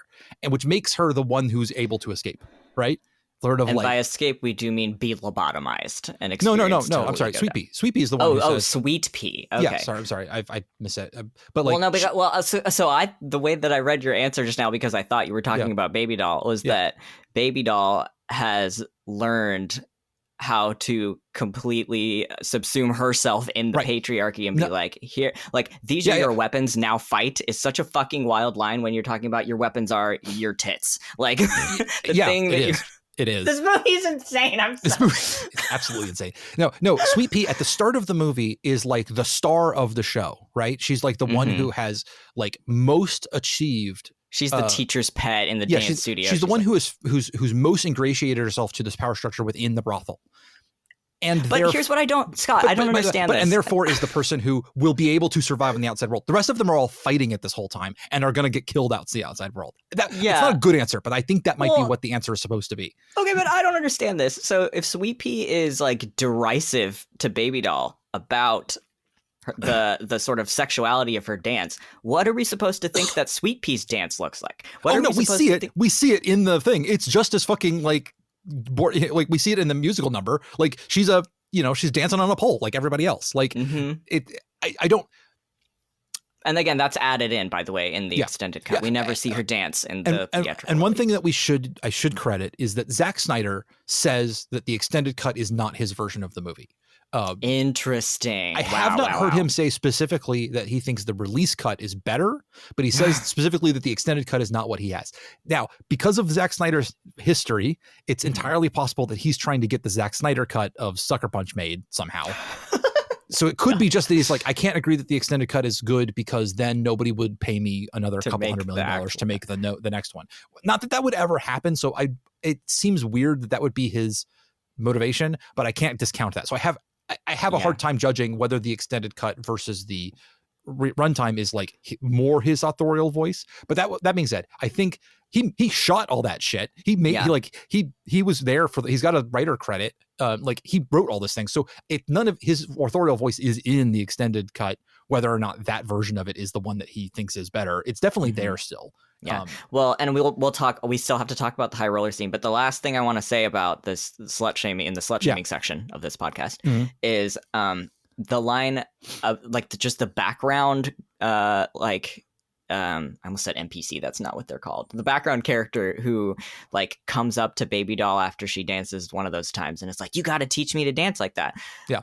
I have questions about what we're supposed to extrapolate from that line. Yeah. Like, is that supposed to be like the movie saying, oh, look, these girls are like collaborative and supportive with each other, and they like want to learn from each other, and they're not like competing with each other, even though we've already seen that Sweet Pea is not that way. Yeah. Like, she feels threatened by Baby Doll being there at the outset anyway. Yeah.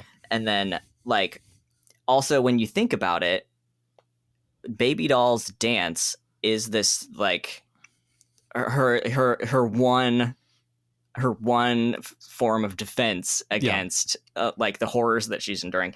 And so like, if another girl is saying, oh, teach me how to ensorcel men this way, like, it's not saying teach me how to hold a sword, teach me how to throw a kick or a punch. Like, it is really the layers implied by that line just make me nuts.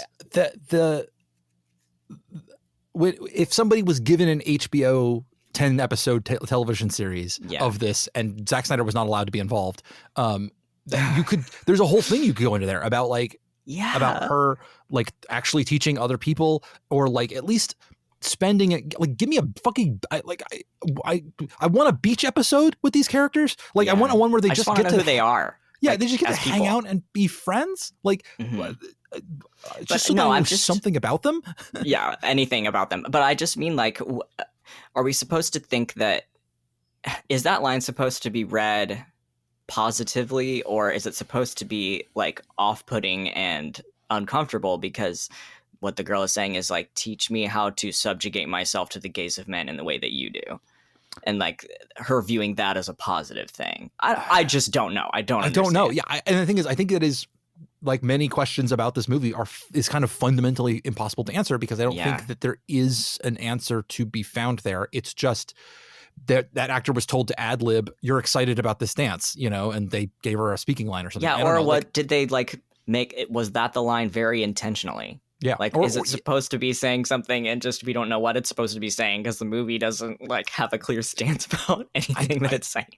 I don't know. And it drives me freaking crazy, because like, I'm up the wall about it. Yeah. Okay, so I want to talk a little bit about the fact that the levels of reality are not quite completely distinct in this in the movie. And I like many other things about this movie, I kind of just wish it went for it. It pushed it. One of the few, like, not few, but one of my principal arguments for the flaws of this movie is that the fourth fight scene sucks.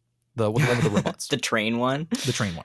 Okay. The first three are like sublimely good fight sequences, and they're beautiful, and they've got world building somehow into them. Yeah. And the stunts are all great. And the train one feels so flat in comparison. And part of that is, I think that they spend more of the train one in Zack Snyder slow-mo than the other ones. That there's much less of the slow-mo in the other ones. I also think that that's the one where it de-escalates. There are less enemies. There's a smaller set piece. It's weirdly like go big and then like kind of go half big. And then it's also the one where like we start getting the breakdown between reality, this reality and the bordello reality, where like they cut back and forth with the cook. Cut back and forth. By the way, we're not even going to get into the fat phobia about the cook, but like I am mad about it, to be clear. It doesn't quite. It just doesn't work, and I think it's not great. And then we walked out of it's not the best one. And then that's the last one. It's you have. I'm just going to start counting the very first sequence where we see Baby Doll fighting her stepfather, which is mostly in slow-mo and is really, really good. I'm going to count that as one of the fight sequences. So we have 4 really like fantastic, absolutely amazing, escalating fight sequences. And then we have this sort of like fucking like half good thing that like is kind of better, and it's a failure. And then that's the last fight sequences of the film. And just structurally, I felt like it was leading me into another one. Like you have to escalate, and then you have to back off to give yourself some chance to like, because you can't blow your wad too soon, right? So you got to back off, and it felt like, okay, then we're gonna have the major sequence when she finally escapes, and it doesn't do that. Instead, we have she kicks one dude in the nuts after deciding that there's no way that she and Sweet Pea could possibly get out together. Right. They didn't even try. They just like, she's just like sees also, some dudes. That guy, this is like nothing. It doesn't matter. But the guy gets up so quick after being kicked in the nuts. And I'm like, I've seen dudes get kicked in the nuts. Like, nice try. He's on the ground for 10 minutes. Like, don't come at me. Yeah. Well, he gets right up. Yeah. And like, so structurally, not like thematically or symbolically, I feel like we were missing one big action sequence. I don't know that it had to be a fight sequence necessarily, but like something big. And I think it's not helped by the fact that I also put the musical number back in the extended edition, because so now we have these big bombastic musical numbers, and then the movie just sort of peters off. Yeah. And what we have instead is the high roller sequence. Yeah, which we'll get to. And so the thing I was thinking about when I watched it this time was like, they've changed costumes for Baby Doll. She's now in her like sparkly, skimpy schoolgirl outfit. Like it's a different outfit than what she's been wearing. Different skimpy schoolgirl outfit. But it's like, it's meant, it's like a stage outfit. It's the outfit she's meant to go on stage with. And we get this point where she's supposed to sacrifice herself to save Sweet Pea. And I'm like, why doesn't that then transition into another number where she like does a fight sequence or does something?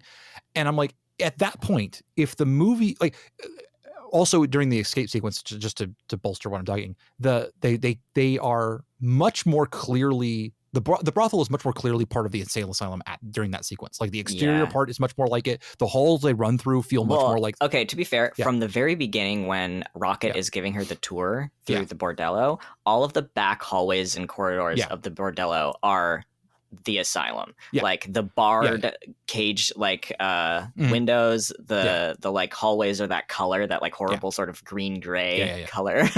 Well, and the kitchen seems to be pretty much the same, and the stuff kitchen like is that. the same always. But like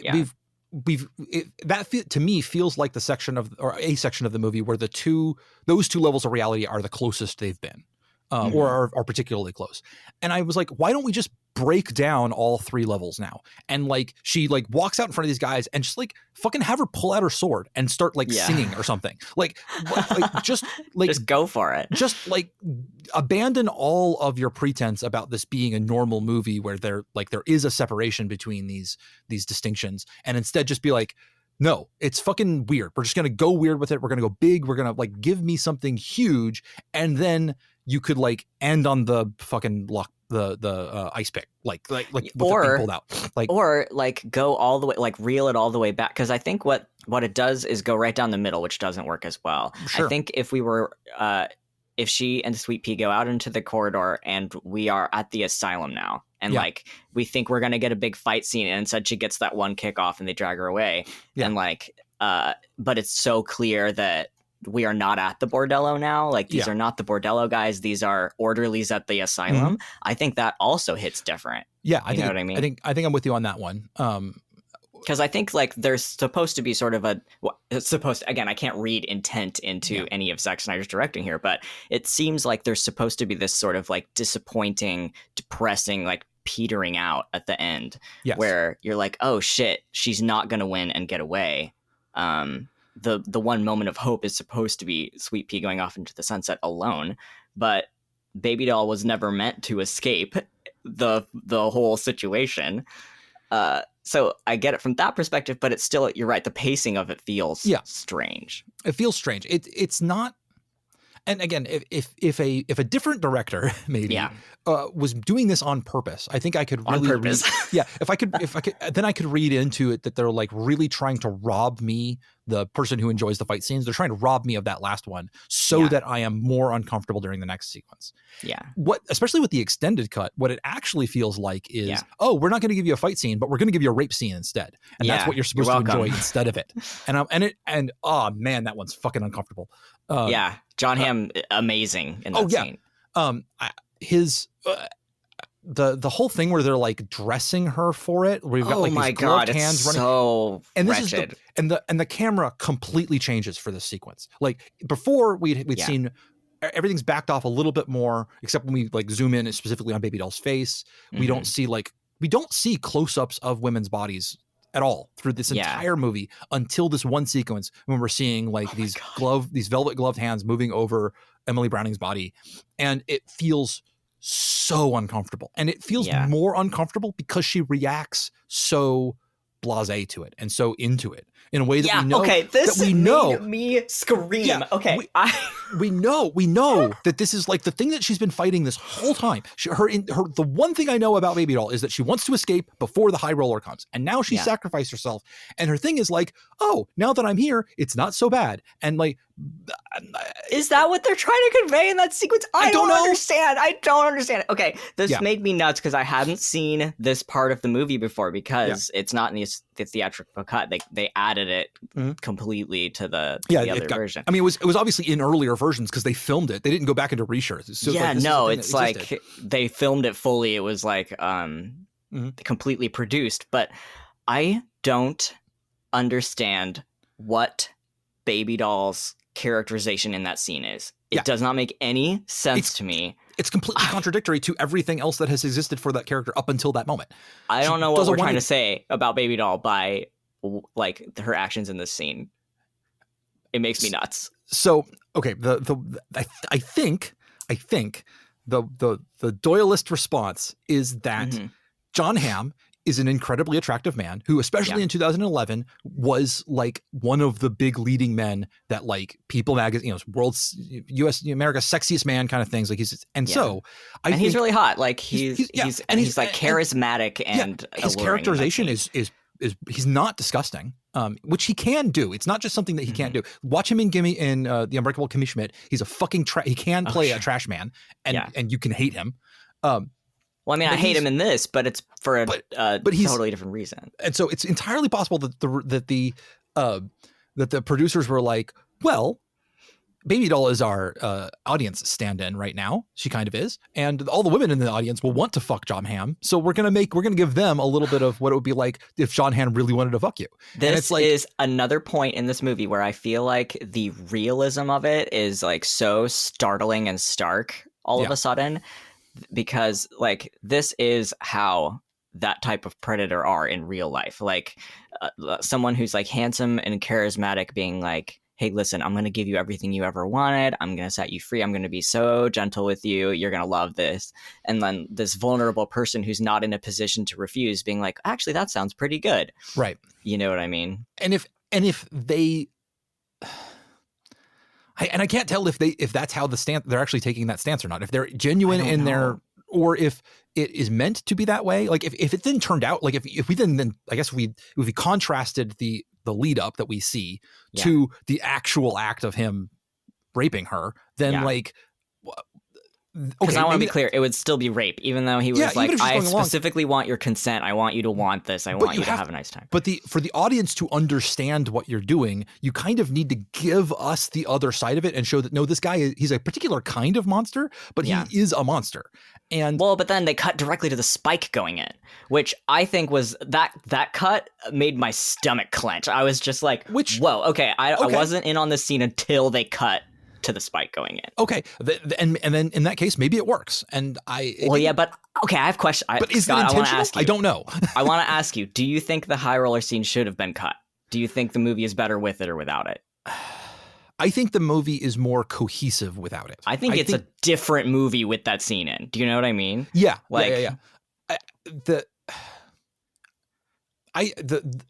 thing that bothers me about the high roller scene is that I think it's the dialogue is so badly written that because it's really scattershot of like I'm a powerful man and I can get anything I want, but what I want is a moment of truth. They want him to just say the thesis of the movie out loud, but the thesis of the movie is a nothing burger, right? So it seems like he's like squashes around and being like, and you're gonna get, I'm like, man, I don't know. If you had been talking about different themes, then yeah, maybe, but like his dialogue in that is so like it's so all over the place, and I don't understand what they're trying to do with it, that it feels like it drags the like almost if you I need to go back and watch this movie with it dubbed into Spanish or something. Sure. Because if you just watch that scene visually and watch him sort of seduce Baby Doll and don't hear anything that he's saying about what he's promising, he's just like, okay, I'm gonna give you all of these things, blah blah blah blah, and then we go to the ice pick. Okay, I think that works thematically, but the dialogue ruins it so badly for me. It's that so I think crazy. that I It's think like, that now that being said, like I said, I think without this scene and probably without the musical number two, I do think it is a more cohesive movie. I think that like for something that you're trying to produce as a product, I think that makes it better. because that scene's long. Like It the is, high and roller scene goes on for a it minute, goes. which is part of why it's so uncomfortable. And that being said, I think of the two versions of the movie, the extended cut I like a lot better because it is bolder and it does more. Even if it's not always succeeding at what it's doing more things. It has the extra it has the high roller scene, it has the musical number, and it has longer fight sequences. And it's a different movie. It's for sure a different movie, and it's more ambitious. And I think I like more ambitious, even though it falls very flat to me about like reaching those ambitions. Yeah. But at least it's an interesting movie at that point. I think I like it a lot better for it. So now I have a follow-up question, and also something that I have to say about the high roller character, which is that he's barely a character in the original. Like he has like 3 lines, and one of them is, "It's like she wanted me to do it," but he says it in the final sequence of him with where he puts the ice pick in the tray and the blood floats into the water. Yeah. And he's saying that line as if it's a surprise to him. Yeah. It's like he's totally removed from this situation. He doesn't have any of this context, but when you put him in as the high roller and he like does the whole seduction beforehand, that scene gives him agency that wasn't present in the theatrical cut. It's really wild. Like, when I watched it now, I felt compelled to interpret that the high roller in the fantasy and the actual man are two different people. Yeah, that, like it's Baby Doll's extrapolation of him in her mind. In fact, maybe it should have been John Hamm in the bedroom sequence, and then it's Zack Snyder in the operating room. Yeah, it's just like literally a different person. It's different. Yeah, it literally is a different person actually doing the thing. That she's made up a version of the high roller that she can give herself to, I guess. I don't know, or that is again. Baby Doll's actions in the sequence don't make any sense. Like when he says, like, I'm looking for that moment of truth where I look into your eyes and I know that what I'm seeing is real. And then she completely misinterprets, I guess, what he's talking about and like, shimmies up to him and is like, ooh, do you want me to lie to you? I'm like, what is happening? What is going on? Are we supposed to believe that Baby Doll is acting in this scene and like playing stupid on purpose? Or are we meant to believe that she's literally so innocent that she just has no concept of what he's talking about? Right. And if you want that line, I'm looking for a moment of truth. I'm looking to be able to look into your eyes and like know that that's true. Like as if I was a writer and that was the line that I had written, the next thing would be, she would be saying something like, oh, you want a moment of truth? And then she like stabs him with a knife that she had hidden, or like starts fighting the hell out of him, being like, this is the truth, and then if you want to make the audience uncomfortable, you like show that like he's like, okay, yeah, that's what I was looking for, I want the truth out of you, and like that's fucking uncomfortable to watch. But I mean, okay, it was already so uncomfortable. Something. Okay, here's what I will say. I was very uncomfortable watching her be enthusiastic about him fucking her. Yeah, like the fact that his seduction worked. Yeah. And she was like, oh, yeah, gross. I'm into it. This is hot. I was like, yikes, man. Yikes. Like, what's going on in here right now? I'm like, again, I know so little about this character, but that scene is is just 100% against everything I know about her. That like, yes. And also not just her, but also the framing of the whole movie. Like literally all of it makes no sense after seeing that scene. But it also makes perfect sense in other ways. That scene is bonkers. It's just it changes the context of everything. Yeah, it's so strange. And like, I feel like if more of the movie was like that scene, it would be very, very interesting. It seems really out of place in the current version, but I also find it very interesting. So I don't know if it's a net positive or negative. I don't know if there are net positives or negatives in this movie. I think it's just a bunch of shit that happens. It's a bunch of shit that happens. This is my follow-up question. Do you think that like adding the R rating for that final scene, like if the whole movie had been shot as an R movie, and we had seen like if they had pushed the uncomfortable elements harder throughout, would that make that scene make more sense? Would that make the whole thing feel more cohesive? Or was it just unnecessary anyways? And it's always tough with especially media concerning like sexual peril, sexual assault, like how much of it do you show? How like gnarly do you want to be about it? Like, do you think the whole movie should have been gnarlier if they were gonna just like go for it, or did we not need? So here's the thing. It's possible that doing that would have made a better movie. It's maybe not a movie I would want to watch. The thing is, I don't think it'd be enjoyable even at any point. Yeah, I don't think if it were gnarlier. I don't think that there's two things. Like, one is that like depicting those things is that doesn't disqualify you from art. But what it does do is it does turn people off. And that makes that whatever you're going to say is going to be said to a smaller audience of people who are okay with that. And unfortunately, within the American media landscape, if you are going to show that kind of stuff kind of explicitly, the audience that you're going to get is the sort of the people who would go watch The Hostel, right? Like they're kind of there for it, for the boundary breaking, for the misery porn, and aspect of it. And I don't think they're the ones who might want, if I take this movie's messages at their face, I don't think that it wants to talk to Hostel fans. Well, maybe it does. Maybe there's a really good, I don't know. Maybe there's a really good movie to be made about like, you guys are watching some fucked up shit. And does that mean anything to you guys? Like, are you thinking with your brain when you watch these things? But I don't think this movie is about those kinds of exploitation. I don't think it is either. I think it's about like the much more mainstream version of exploitation and like the gender relations. And so therefore going as broad as possible. I think the R rating is better for the movie in terms of like, but mostly because I think it makes the action sequences longer and better. And that because in the context of this movie, those are the exploitation. Like that's their version of showing like a sex scene, right? Is they're going to show you a fight scene. And so being able to go as hard as possible on those makes the R rating kind of worth it. But I think if you had spent more time putting like an unalloyed gaze on like what sexual assault actually looks like, that enough of the audience would have been like, you know what, I'm out. I don't want to see this.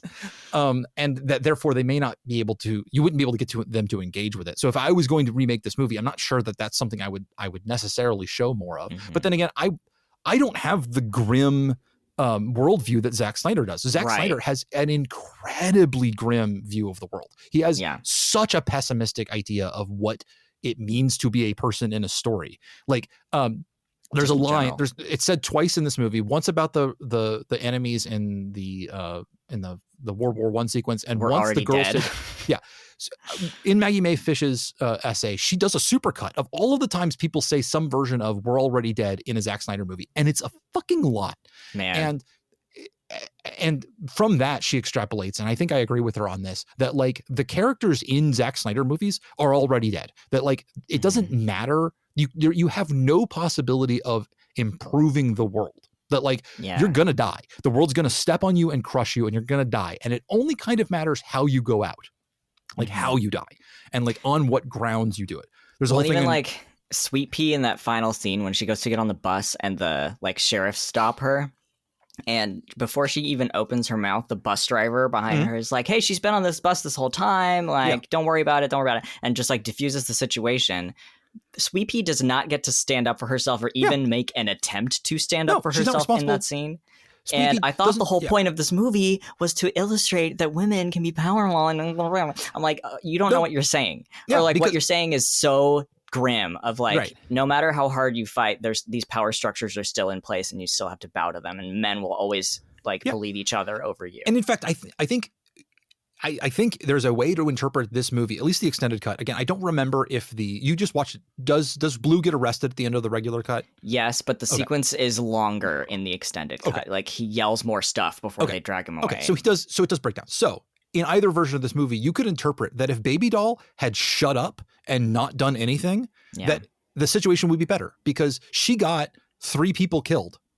And Sweet Pea escapes, but if none of that had happened, they would be in the institution and Blue would still get arrested because the thing that got him arrested had nothing to do with Baby Doll's actions. It's only stuff like the high roller notices some weird stuff about the paperwork and talks to Gorski about it. And Gorski's the one who does things that would have happened without the movie happening at all. So if you're willing to look at that version of events as like what the movie is sort of having a point of view about, you could say, yeah, don't fight. Don't fight. Fighting will like get you killed and get you all killed. Some of you like in not even in a blaze of glory, just like 2 of the characters go out within the space of like 30 seconds of each other without any ceremony at all. right? Yeah, Like, no, he just drops him cold. just drops it's him. so horrible. and it's like, and it's grim and it's dark and it's not the kind of, it's even in the world of glorious deaths that like 300 would have you believe is a good way to end. These are inglorious. They're terrible. And like, okay, so like, you know, fully 80% of our female protagonists like fucking bite it or get lobotomized, and one of them gets to escape.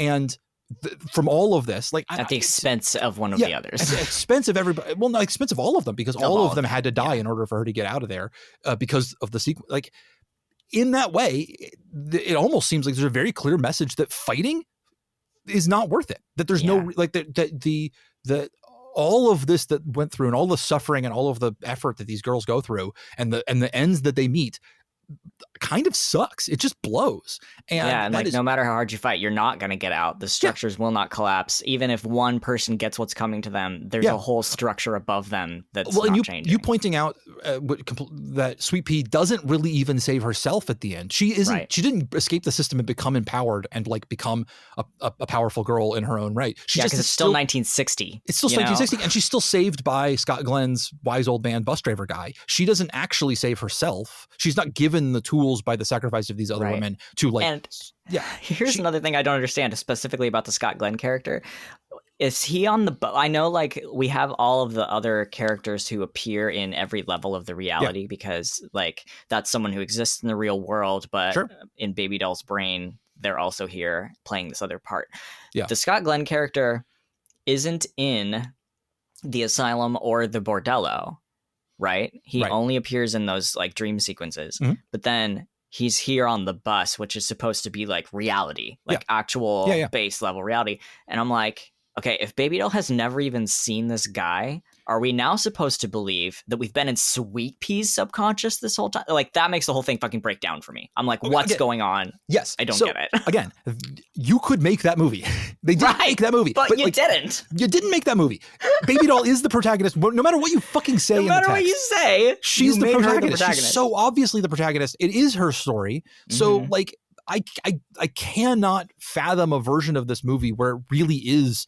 Well, I can say I can't fathom this. I can't interpret the movie that I have seen in any way that it is Sweet Pea's subconscious. It is so obviously Baby Doll's story. Right, because she does all the shit. But so, like, why Which is why it should be Gorski. Like, that's why Gorski should be the one. Like, I know, it doesn't. Gorski says, you have all of the weapons, you have everything you need, and then she goes into the sequence where then Scott Glenn instead tells her, like, again, like, why isn't it Gorski with the fucking samurai sword in front of her being like, hey, come on, I literally don't understand. The Scott Glenn character is so confusing to me. Like, that is one of the things about this movie that I really don't think works. Yeah. Like, 100%. And as much as he does a great job, shade to Scott Glenn. No. I will repeat again. Every single performance in this movie is good. I love all of, like, Emily Browning does a really good job. Abby Cornish, Jenna Malone, all of them do a good job. I think that Carla Gugino as Gorski is like really spectacular as well. For as little time as she has on screen. And Scott Glenn is doing his best Scott Glenn. Like, admittedly, he's not really, he's like doing the same character. They didn't give him a lot to do, but he shows up, he does it well. He's exactly the right person for what they wrote. And I just don't like what they wrote. I just think what they wrote doesn't make any fucking sense with the like actual story that they're trying to tell. And having him show up in the real world at the end when he wasn't in any of the other parts of reality that Baby Doll would have seen, just doesn't track. I'm just like, why is he here? Unless you go further and you say that, like, this isn't a subconscious, like, this isn't a fantasy. Yeah, this is actual literal guardian angel character. These are, or like, we're in a weird meta reality where, like, these things, like, we actually are sort of transposing ourselves between different versions of reality and stuff like that. And it's all symbolic, and it's not meant, like, if the answer is don't take it so seriously, I'm kind of okay with that. Too far into it. But then I want you to communicate that to me, and I want you to go harder. Like, I want it weirder. I want it bigger. I want it weirder. Yeah, I want, like, this movie would be so much better if it was melodrama, which it is kind of melodrama. So, but, like, actually, here's what I'll say. You know how there was the big fan theory going around when the movie Inception came out that was like, oh, Cobb was in the dream all along. There was never any reality shown on screen. Like, he was dreaming this entire time. Okay. Is it possible that we could extrapolate that from this movie also? Because the literal first shot that you see is the stage and the curtains. Yeah. And then it like the camera zooms around and we're in Baby Doll's house. Yes. Like, I mean, in fact, if I remember, is it Emily Browning on the bed when they first zoom in on her, or is it Abby Cornish? Oh shit! Do we know? I think it's Emily Browning. I think Okay. she's the one we see on the bed at the very beginning. On the bed, yeah, because that would be a really interesting way to start it. Be like, it's Abby Cornish on the bed, and then we zoom around, and it's Emily Browning. You were trying to say that she's the main character this whole time. That would be the movie you would make if that was the story you were trying to tell, but that's not the movie that they made, so I can't say that's the thing that they would do. I might be a fool. Maybe it is Abby Cornish on the bed. No, I think you're right. I think it's Emily Browning. It would be super weird if you changed people. Although, but that kind of weirdness is something that I would be there for. I would want to see that version of the movie because it tells an interesting story of Sweet Pea breaking down, and I'm okay with. It's such a weird movie, and it's so much of this movie is governed by rule of cool and what looks good on set and all these things that I'm willing to throw all of the I don't need it even to have continuity necessarily. Yeah. If you are telling me a story that is really interesting and you have an interesting point of view on the subjects that you're trying to address, and you give me something really cool to look at, I don't need it to make sense. If it makes it doesn't need to make sense in the sense of what levels of reality and who's imagining. I don't need those things to work if it emotionally makes sense. And it's only because some of these emotional beats fall flat that we then look back to it had to be that way because it was, but it's now I'm going in trying to puzzle through does it mean something when the camera swings through the mirrors the scene where Sweet Pea and Rocket are arguing backstage when they're getting ready for the show. By the way, total sidebar. No one in Hollywood has ever figured out how to write siblings who treat each other like siblings. The weird toxic Yuri situation going on with Rocket and Sweet Pea, who are supposed to be blood related sisters, is wow, this is not how I would treat my sister. Anyways, no. This is some fucking Winchester Brothers ass shit out here. But the sequence where they're arguing in the dressing room, they're sitting side by side at these big lit up makeup mirrors. Yeah. And the camera pans around and swivels through the mirror so that we're on the other side of it, and then they're sitting opposite, their positions are reversed. And then the rest of the scene proceeds as if we're not going to make any comment on the fact that we're in this fucking mirror world now. Yeah. And okay, so the real answer, of course, is that Zack Snyder just thought that was cool and that we should do it, and we could, so we did. I think you could also say that reminding the audience that this whole thing is unreal, right? That this is that you're not watching the real version of what's happening is maybe a good enough reason to do something like that. I think also that if none of it was ever real is fine with me too. If the whole movie is just strange and it's about big ideas and things, but so it's not really about these characters. They don't need to be characters if they're about ideas, but the ideas aren't there. So instead it's a nothing burger. So it doesn't you could make that movie again, but they didn't. I mean, okay. Yeah. How different a movie is this if okay, we want to talk about toxic Yuri. Let's what if I love to talk about toxic Yuri. If the whole thing was about Baby Doll and Sweet Pea finding each other here. Oh my God, Scott! I would watch that movie over and over and over and over. Yeah, it was finding each other there, and then okay, well, and then maybe the sacrifice thing kind of makes sense because it's about well, this love can only exist outside of the structures of reality, but it will kill both of us. So one of us needs to die so the other person can escape and go live longer. A better world is possible, but not for us, etc. Yeah, yeah, and you could do a whole thing about it's we can't have this forever, but the fact that we had it now matters. There's a really good movie, beautiful tragic love story that you could have told. Yeah. Okay. So have you going off topic? Have you played the original Life is Strange game? I haven't because I specifically was warned away from it. Oh, really? People who played it told me that it would make me very upset. It will, and that I wouldn't enjoy it. And I think that's probably true only because of especially the time that it came out. Okay. Or the time when everyone that I knew was playing it was around the same time that episode of The 100 dropped. And so there was already a big media shitstorm about that at the moment. But the lack of depictions of queer characters who get treated with compassion in a narrative at that time were so scant and far between. And it was only ever, this was the height of the barrier gaze era. all of the queer characters were getting like treated very brutally and dying on screen, and so I like just avoided it on principle for that reason. I was just I don't want this. I will tell you that there's a version of that game, not a version of like you can go mod it. I'm saying that like depending on how you choose to do things and the continuity that comes through, you can choose to burn the world to the ground to have your girl. Mm-hmm. All right, and like. I don't know. There's something particularly appealing about like fuck the world, I want you is really cool. And like literally, we're gonna watch the apocalypse Friends happen. at the Table season 2 counterweight. I recommend you go. I know Quill has talked to you about Friends at the Table already, but there's and so if you should listen to that season. If knowing that that's at the far end of the story, that like there's a version of it where you can say. No, like the entire universe is telling me not to love you, and I'm going to choose you instead. Is to the detriment of maybe millions of other people. Yeah, literally, like there's something to that. If that sounds like it would be an ending that would make up for some of the other stuff you're going to have to go through for that game, I would recommend it because that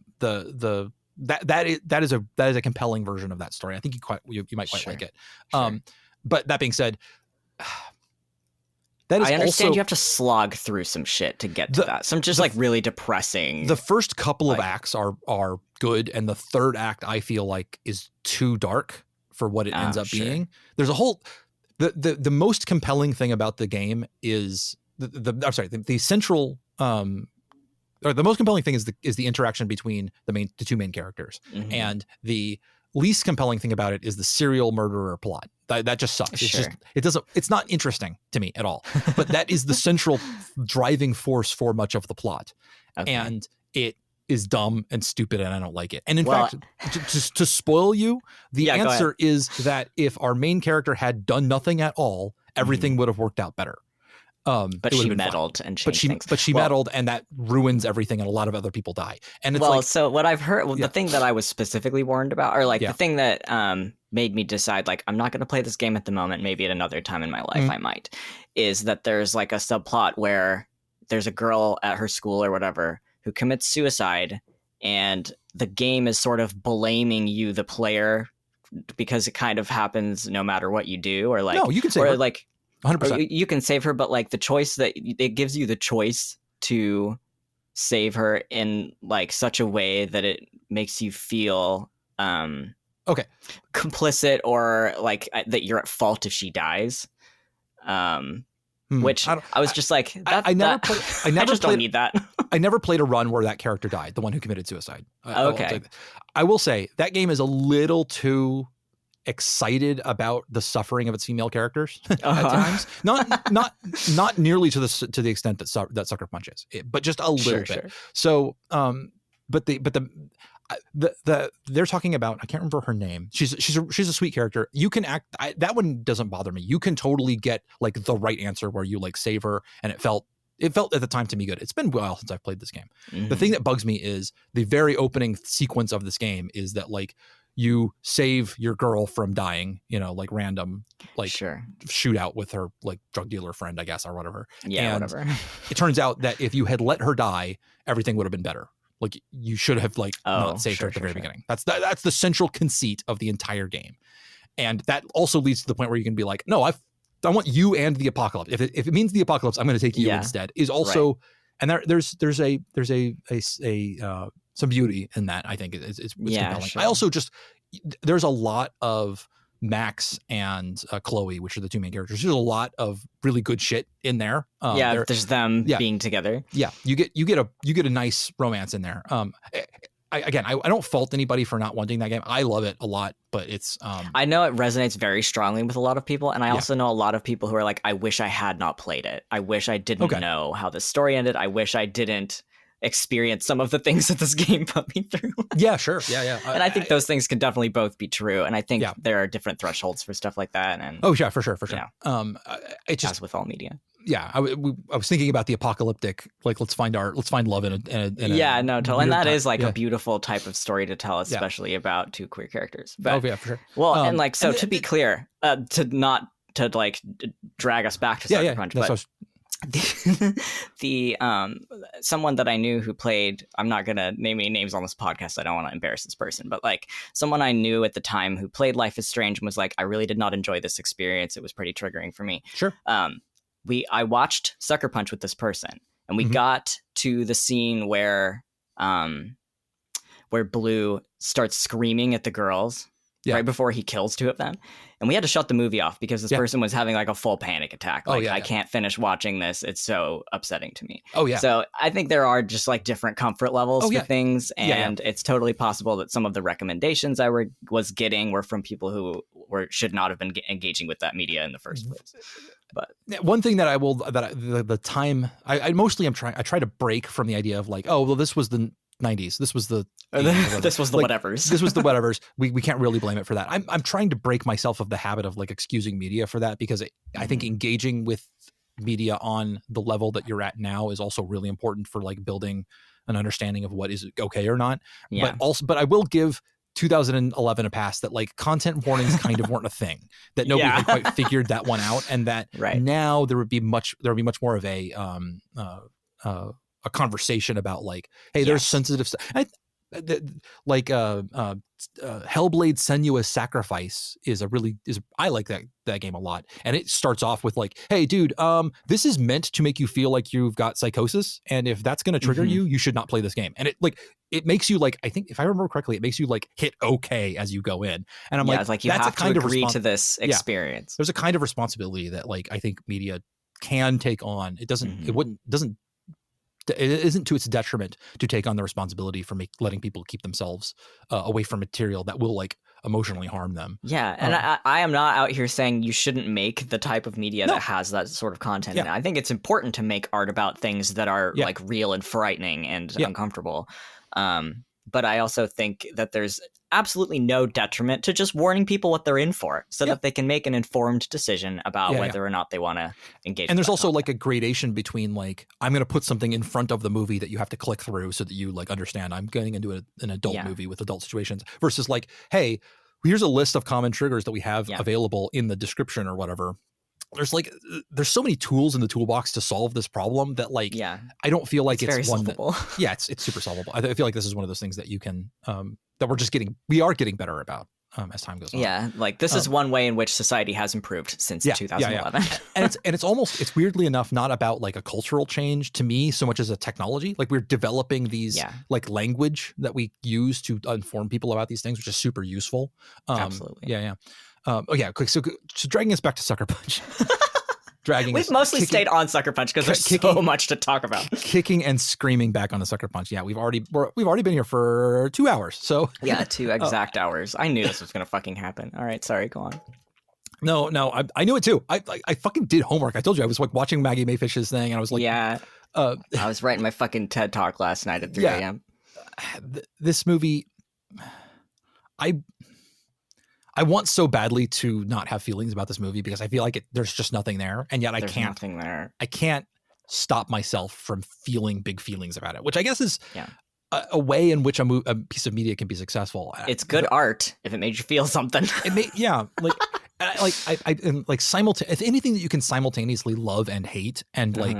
I guess I have to give it with props. Like equal fervor. I have to give it props because I want so badly to fix this movie. I want so badly to like make my own version of whatever this is, so that it can be, so that I can have something. I don't know, like so that it says anything that makes any sense.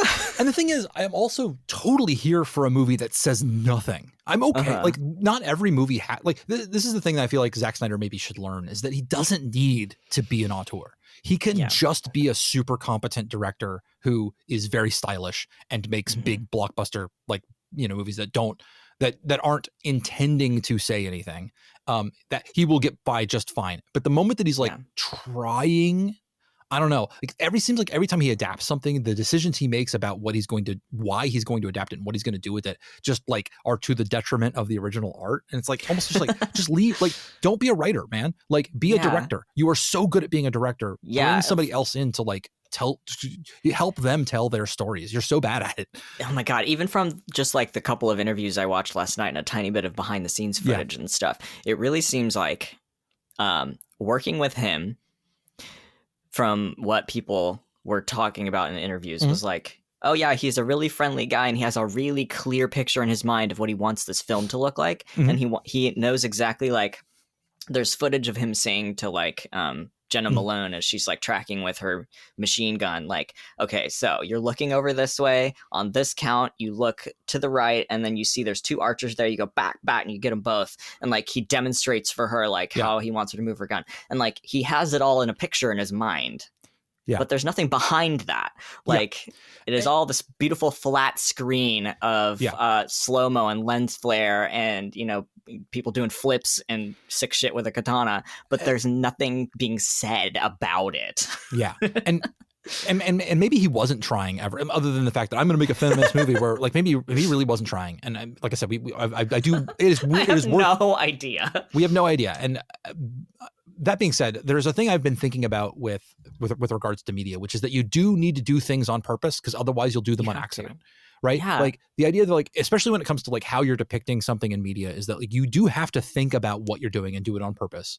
Because if you don't, if you just do like, well, if you say to yourself, this isn't political, I'm not making a statement with this, you will end up making a statement. You will end up making a statement. Everything has a point of view.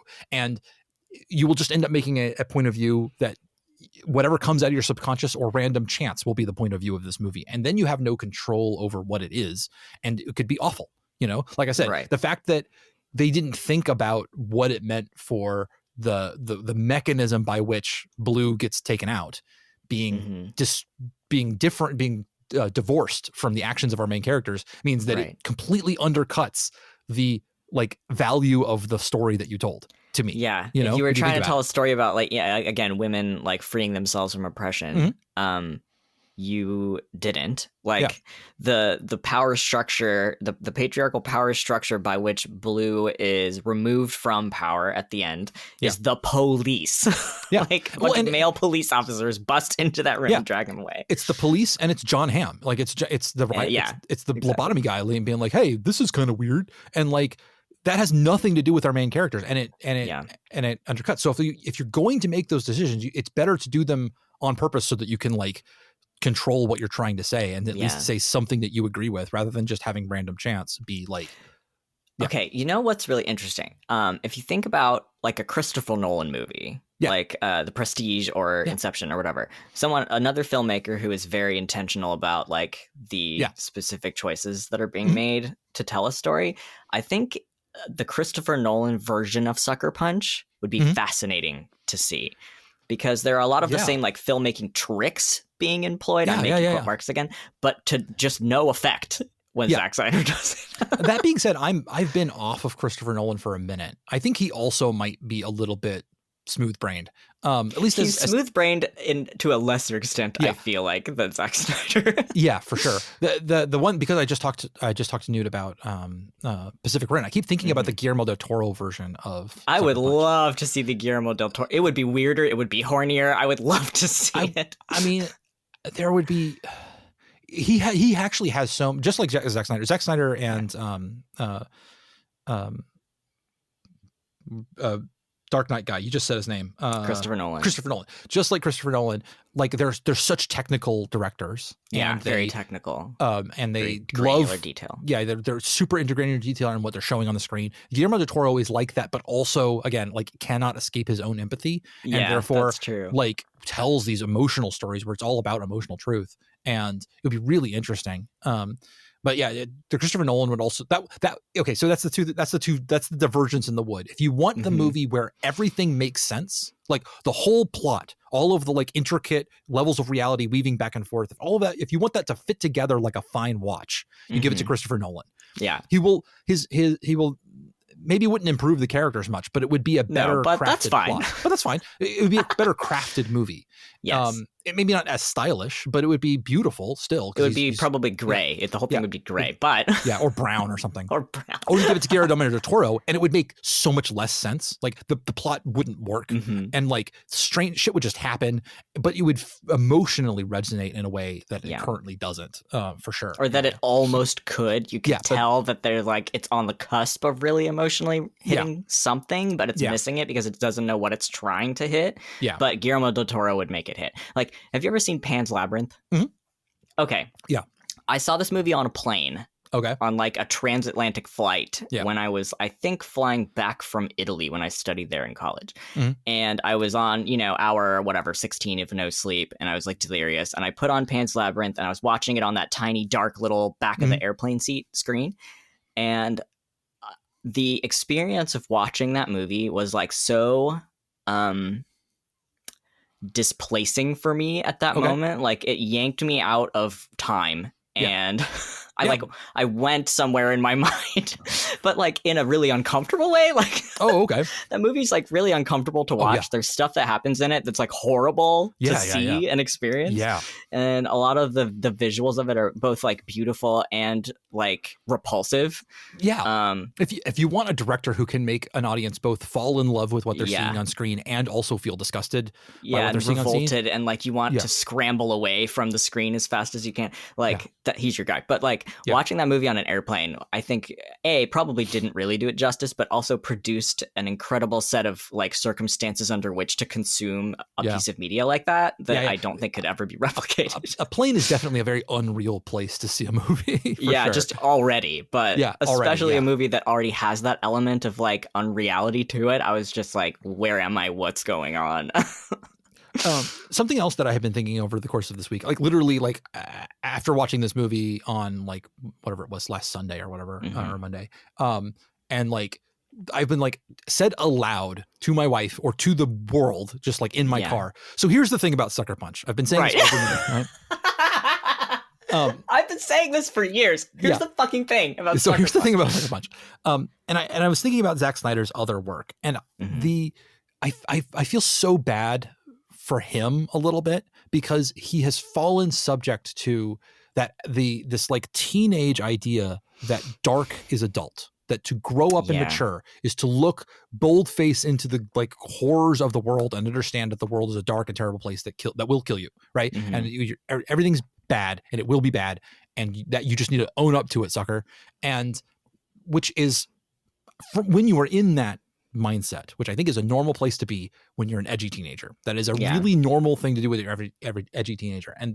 But I don't feel like it is the truly adult outlook. I think that the outlook that you come to after you see that is that like, yes, the world is absolutely awful, but there's still beauty and there's still things worth it. And it's still like there is, it's important that it is also still a place where there is goodness and love and like people can be good. And and you have to choose to do that. Like you have to like put in the effort and the time and the care to like take care of the people that you care about and support those people. And like those things they don't just happen by accident. Like you have to put in the effort. Yes. And the type of worldview that's like everything just sucks and there's no point in trying is like, well, okay, but you can see the meaningful changes that happen when you do put in the effort and the time.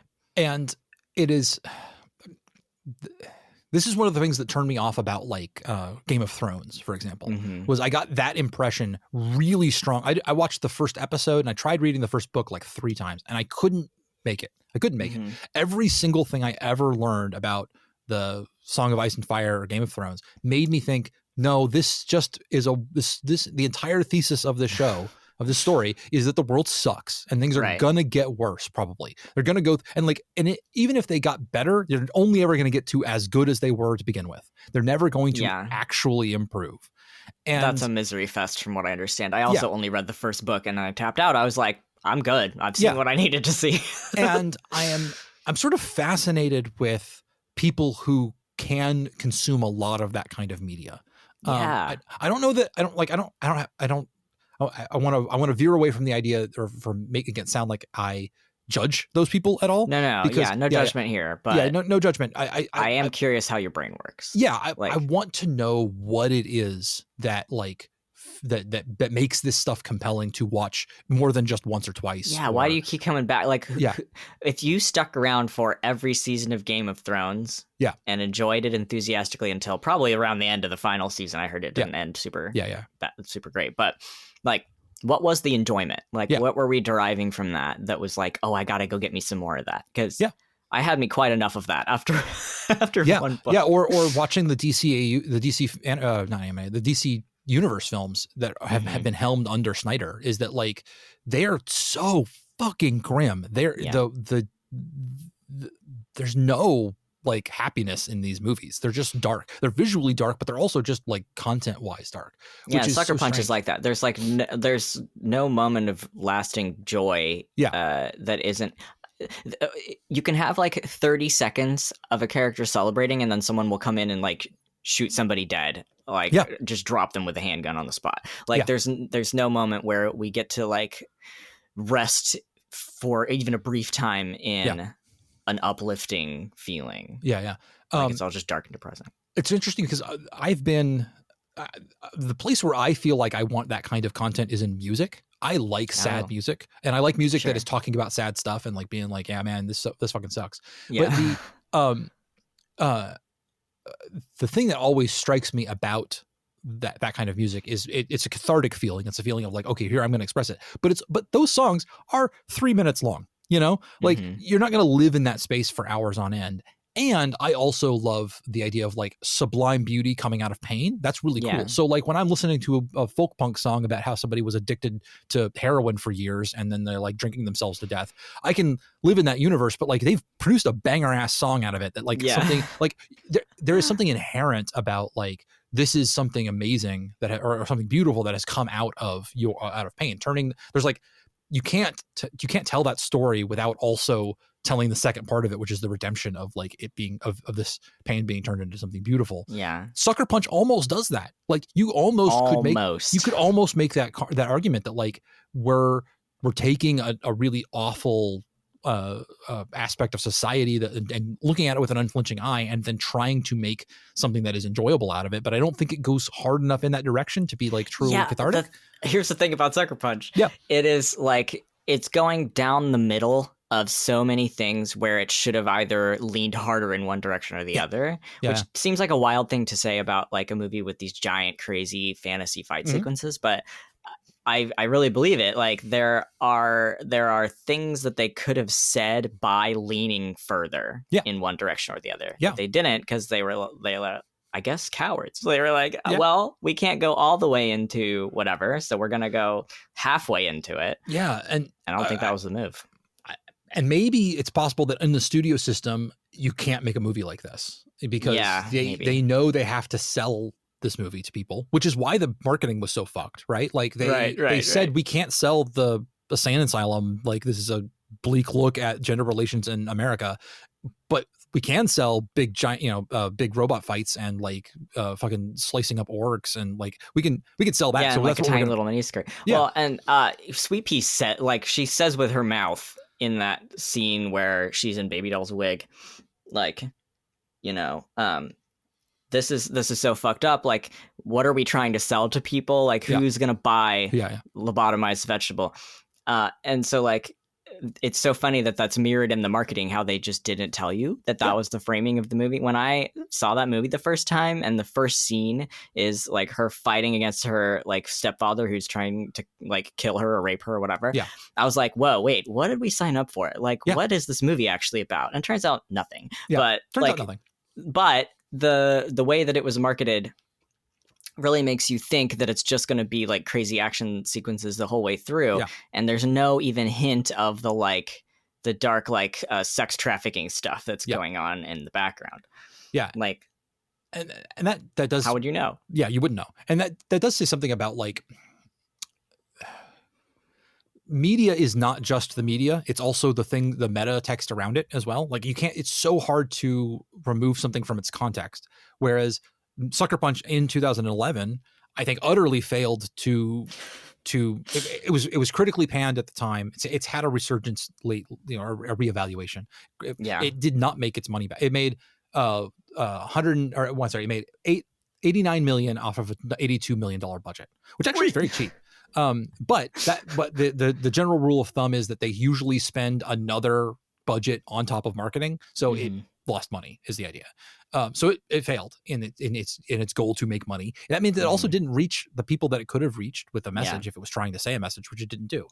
That being said, 10 years down the road, you can look at this movie and instead of having to know that when you go into it with an expectation, you don't have to know the marketing speak. You can just hear it from somebody else saying like, oh yeah, it turns out that it's actually an unflinching gaze at like how we treat women characters in media and women in the media consumption space. And then people will be like, oh, okay. And they go into it with that expectation, and it changes how they view it. And what expectations you have for something like this really affects how you view it. Yeah. Okay. Did we do it? Did we cover Sucker Punch? I'm really want to just say everything so that we could that I never have to talk about it again. I know. I want to like purge this shit from my system to just get it out of here. I'm trying to think if I had any other like specific questions I wanted to ask you. I think we covered we covered the camera and the male gaze, and we covered Zack Snyder not understanding gender. And my wife is cackling. I can hear her like a mad woman. I think she's probably listening to some comedy. We talked about Gorski. We talked about Scott Glenn. We talked about me misremembering the gender of one of the characters. Make it better. Many of the things that you've proposed today about changes you would make to this film would make it a film I would much more enjoy watching. Yeah. But again, this movie did rearrange my brain chemistry in whatever year the fuck I saw it, 2015 or 16 or whatever. Oh. So, okay, last thing. Yeah. You know the Giants table in Ender's Game? Yeah. This movie did the same thing to my brainstem that those segments in Ender's Game did to my brainstem, where I don't know, there's something about like this simulation in a sleeping brain that like has some bearing on the sleeper's reality. Sure. That shit, it just speaks to me. Same with Inception. Like that movie, I think maybe that's the movie that really like made me how I am right now. Yeah. When I saw it in whatever 2009. But that's I think the thing about this movie that makes me keep coming back to it. Yeah. Not only the thing about it being a movie that could be good or is almost good or has things about it that in a different movie could be really good. It's this like astral projecting into a different reality to escape your current reality and having that be visualized in such a complete way that is like fascinating to me always. So there's a this isn't exactly what you're talking about, but the YouTuber, I do not know how to pronounce this. Maybe it's Psychocat, CEICOCAT, made a YouTube video called The Incel to Trans Pipeline and Inside Mari, talking about a manga called Inside Mari. And the reason why I bring it up is because they talk about a concept called the Walk of Heaven, which I think they may have made that name up, but it's a point in the film where like different where like a character gets to go outside of reality and sort of talk to like a philosophical version of themselves or a villain or a trusted teacher. A good example is when at the end of the Harry Potter movies, when Harry goes and talks to Albus Dumbledore in a white void for a few minutes, despite like both of them being dead at the time. Right. The idea of using like a dreaming space or an outside of reality space to sort of like reflect upon the story and the journey that you've been on is a particularly interesting one. This video, an hour and 2 minutes, is 100% worth watching all the way through. This manga sounds kind of fucked up and in a good way, and is very queer. Or at least as the name of the video. I'm going to write this down. The Incel to Trans Pipeline and Inside Mari. Oh, me. Okay. Yeah. It's this YouTube creator is incredibly under represented. I think that it's got 1 million views, so it's been seen. It's good. 100% recommend it. I really love the idea of playing with that. Like, how do you, as you're talking about with things like Inception, where it's like levels of reality to tell a deeper emotional truth than you could show in a regular reality, using the unreality of it to sort of talk about psychological truths and to tell your story is really interesting. That brings me to the thing I've been meaning to bring up for like 2 hours, which is that if this movie and its discussion of gender and the exploitation and how we treat and the male gaze upon fictional characters and those fictional characters kind of being subject to it and also sort of aware of it, the movie, what Sucker Punch really wants to be is the Barbie movie. Oh my God. I was thinking about it and I'm like, Barbenheimer, interesting idea. No, I think the actual double feature might be Sucker Punch Barbie. Sucker Punch Barbie movie. Yeah. Wow. Okay, disclaimer. Yeah. I have not seen the Barbie movie, and the reason I have not seen the Barbie movie is not because I don't think that it was well done or whatever. It's because the people who have seen it, whose media opinions I trust, were like, this is 101 feminism. You don't need to even bother watching this movie if you understand any of these concepts on a higher level. Okay. I'm like, I'm probably still going to watch it at some point. Yeah, they're not wrong. Except for the conclusion of you don't need to watch this movie if you understand those things. Because I think it is incredibly refreshing to see those concepts executed in a way that is both really well done and spot on the nose, and also really enjoyable to watch.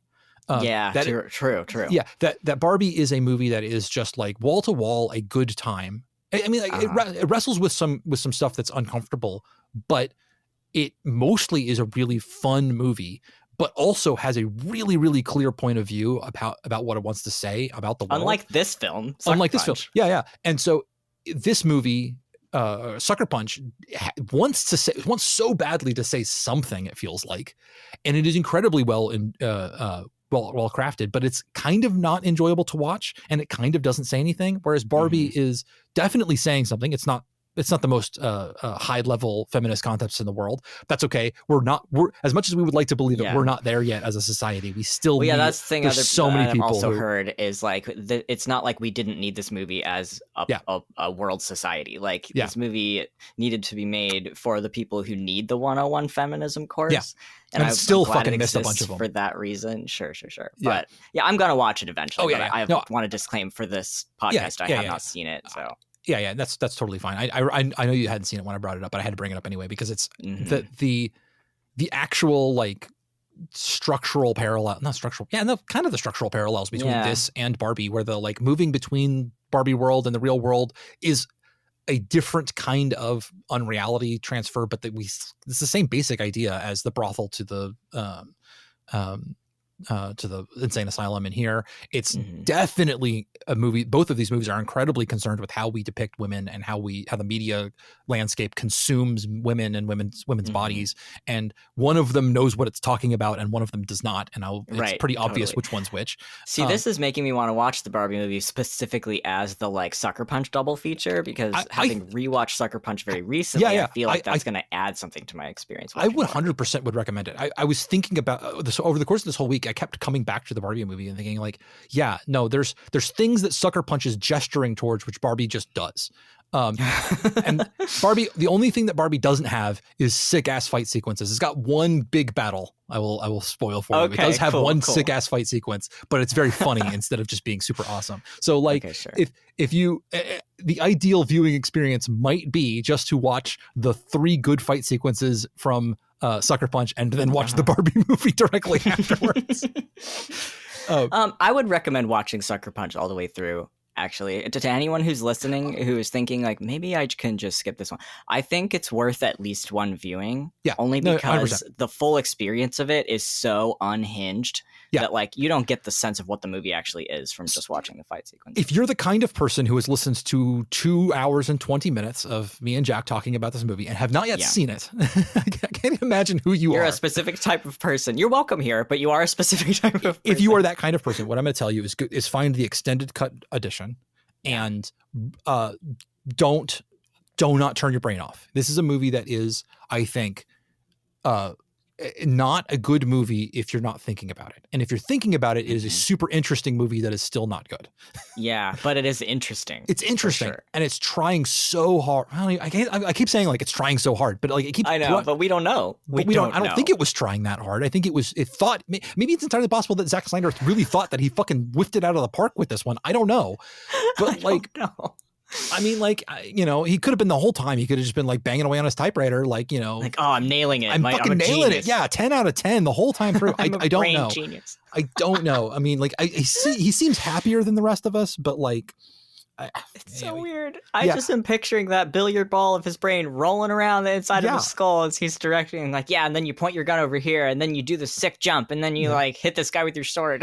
I mean, like, you have to be somewhat of a genius to understand that, like, okay, we need these characters to get out of the plane. We're just going to have them jump and then land in the superhero. They're just going to jump in superhero landing and like crack the flagstones in the courtyard. Like, because it's fucking rad. Because it looks sick. Yeah, because it looks, and that is a certain kind of genius, which I 100% can get behind. Yeah. But then, like, you have to follow through. If you're going to try to use this to say something, you have to follow through. You have to say something. Yeah, like if you had Greta Gerwig write a script and then had Zack Snyder direct the movie, like, wow, what kind of amazing monstrosity would you create? And would it be like, it would be unstoppable, but like, it's not.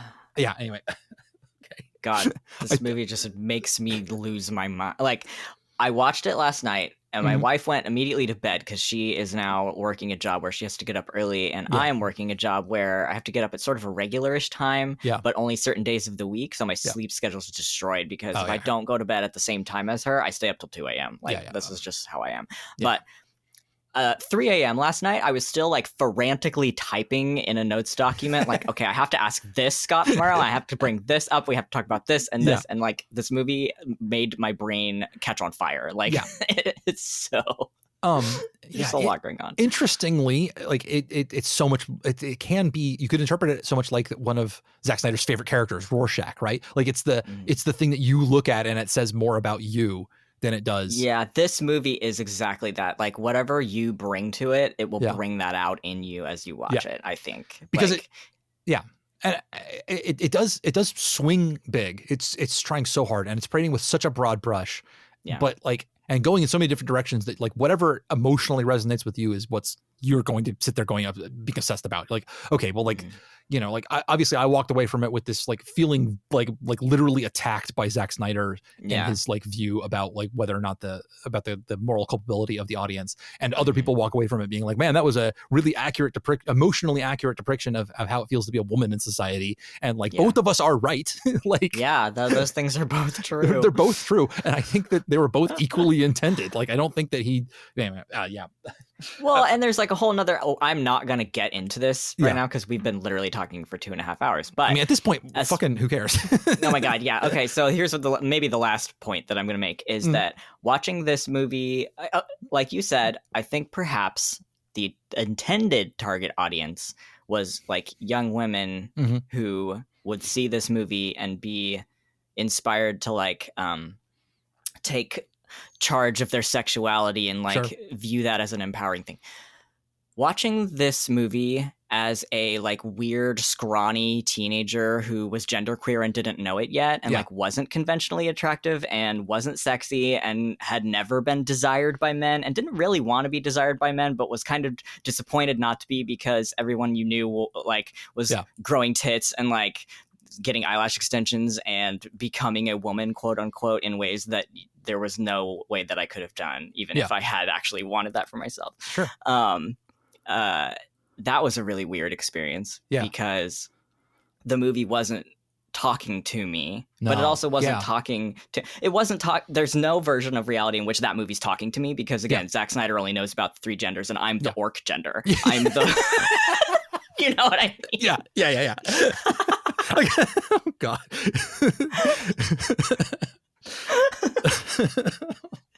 Hi, I'm Jack, and my gender is orc. Background orc number 3. Yeah, I feel so sad, but you're not wrong. You're absolutely 100% right. You're not what he was thinking about when he made that movie. I'm none of the possible target audiences. And you know what? I love being the orc gender. I love being the weird freak who's just in the background of a shot, who's the camera's not on and doesn't matter to that story, because there are different stories being told about those people that matter to me way more than Sucker Punch ever could. Yeah, but Sucker Punch does live in my brainstem rent free, and it's like so. I mean, like there is, like, it. What movie would it be if we followed some of the orcs, right? Like, there. If you want to step beyond the limitations of Zack Snyder's own imagination, there's so much cool stuff out there, and he just doesn't have he doesn't have it in him to imagine those things. It doesn't seem like it. Yeah, it doesn't. I will say we've been very mean to him. In real life, he seems like a lovely person. I think he maybe gets a little bit of a he as a person gets something of a bad rap because his fans are so God, fucking toxic. And I think he leverages those people, but I don't think he cultivated that audience on purpose that way. I think it just sort of developed. His worldview, like the worldview that he exhibits through the films that he makes, draws that sort of person. Yeah, exactly. A person who like is angry about stuff and feels like the world's broken, but does not have adequate like context to see, doesn't understand that the reason why those things might exist is because like the big power structures that they believe in are actually evil, right? Like, right. That like the heteronormativity of American and Western society is like actually the source and not the solution to those problems. Right. And so he's really good at like kind of articulating the discomfort that people feel in those systems, but does a terrible job of like alleviating the or presenting a version of a way to escape from those systems. The only thing you can do is master them to the best of your ability and then die a glorious death. Like that's, or an inglorious one, or an indoor. Yeah. Your only choice is do you get a good death or bad death. And like a good death is going to happen when you embrace the tools of our terrible society, not escape them. Right. You can't like the answer of could you have negotiated with Xerxes doesn't exist in That's just not that's not what that story is. Negotiating's for F slurs is the way is basically what that movie says. Like it kind of it does. I mean, like, and so it just doesn't exist. And so of course you're going to end up with, Leonidas dying in a hail of arrows at the end of the movie. Everybody's going to die in a hail of arrows at the end of that movie. But at least he told Xerxes to go fuck himself first, and then looked really hot in his loincloth, like stabbing people. He did look hot in his loincloth. Scott is clenching his eyes shut. I'm sorry. We should by all logic we should be wrapping up, but like, how much better would all of Zack Snyder's movies be if so many more of the characters were gay? Like, yeah, like all of them. Yeah, like I do be saying that. You made 300 a straight movie somehow, and like somehow I don't understand how that was possible. Goddamn gay. Like, the Spartans specifically were incredible. Like, I mean, it wasn't the 500 Bands of Thebes, like, but this is the group who the specifically was 500 men, 300, 500 men who were all with their partner. Their love of their life was also fighting alongside with them, because the theory was you will fight harder if you're there to protect the person, you love the most. So like it was specifically 500 gay men. Like, so with it was their gay lovers. The comic Starfighter, the webcomic Starfighter, which is like a porn sci-fi comic about how like it's two pairs of dudes who are gay and in love with each other, and their gay love powers the starships. Like it's so dumb. That's a more accurate description of the actual culture of 300 than Zack Snyder's bullshit.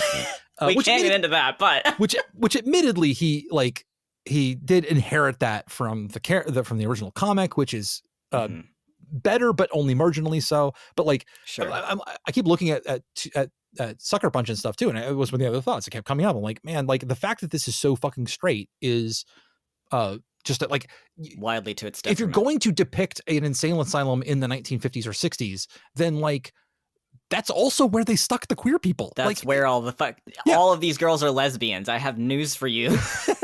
Or they're genderqueer, and that's a mental illness also. Yeah, you know But I'm a Cheerleader shows a better version of a more accurate version of the world of this world than Sucker Punch does. So like, I'm so glad I finally watched that movie. What a treat! What an incredible capsule of the era. Oh yeah, it's a good one. So okay, if we're gonna land on a conclusion, which is that if you've never seen Sucker Punch, but you've gotten to 2.5 hours worth of discussion about it, you should go watch the extended version and pause it so that you can watch it with somebody who has similar interests to you, so that you can stop and talk about it. And you should watch the Barbie movie, and you should watch But I'm a Cheerleader. Watch But I'm a Cheerleader. And there was another one too. This is escaping me now. I don't know. This has been a long conversation. But the Psycho Cat Incel to Trans Pipeline video. Oh my God. I really, 100%. All of their content is really good. Her content, I believe, actually. Okay. Yeah. I'll go look that video up. Yeah. Really today. good. Yeah. Okay. Okay, In we the have to meantime, I escape. should go like eat something and Yeah. see my wife. We have to like escape, or we have to. I guess We gotta hit escape velocity here. Yeah, I was trying to come up with a non-discuss. I was like, we have to like.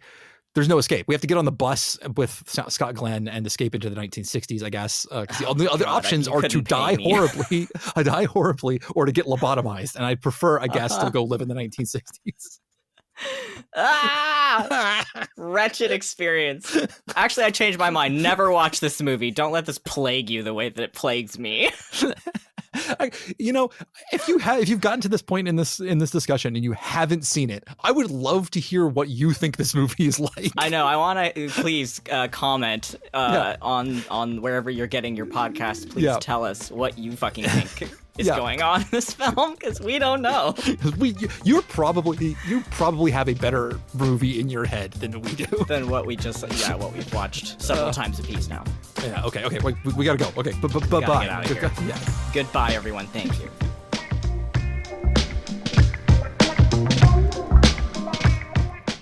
Well, you made it all the way to the end, so gold star for you, I guess.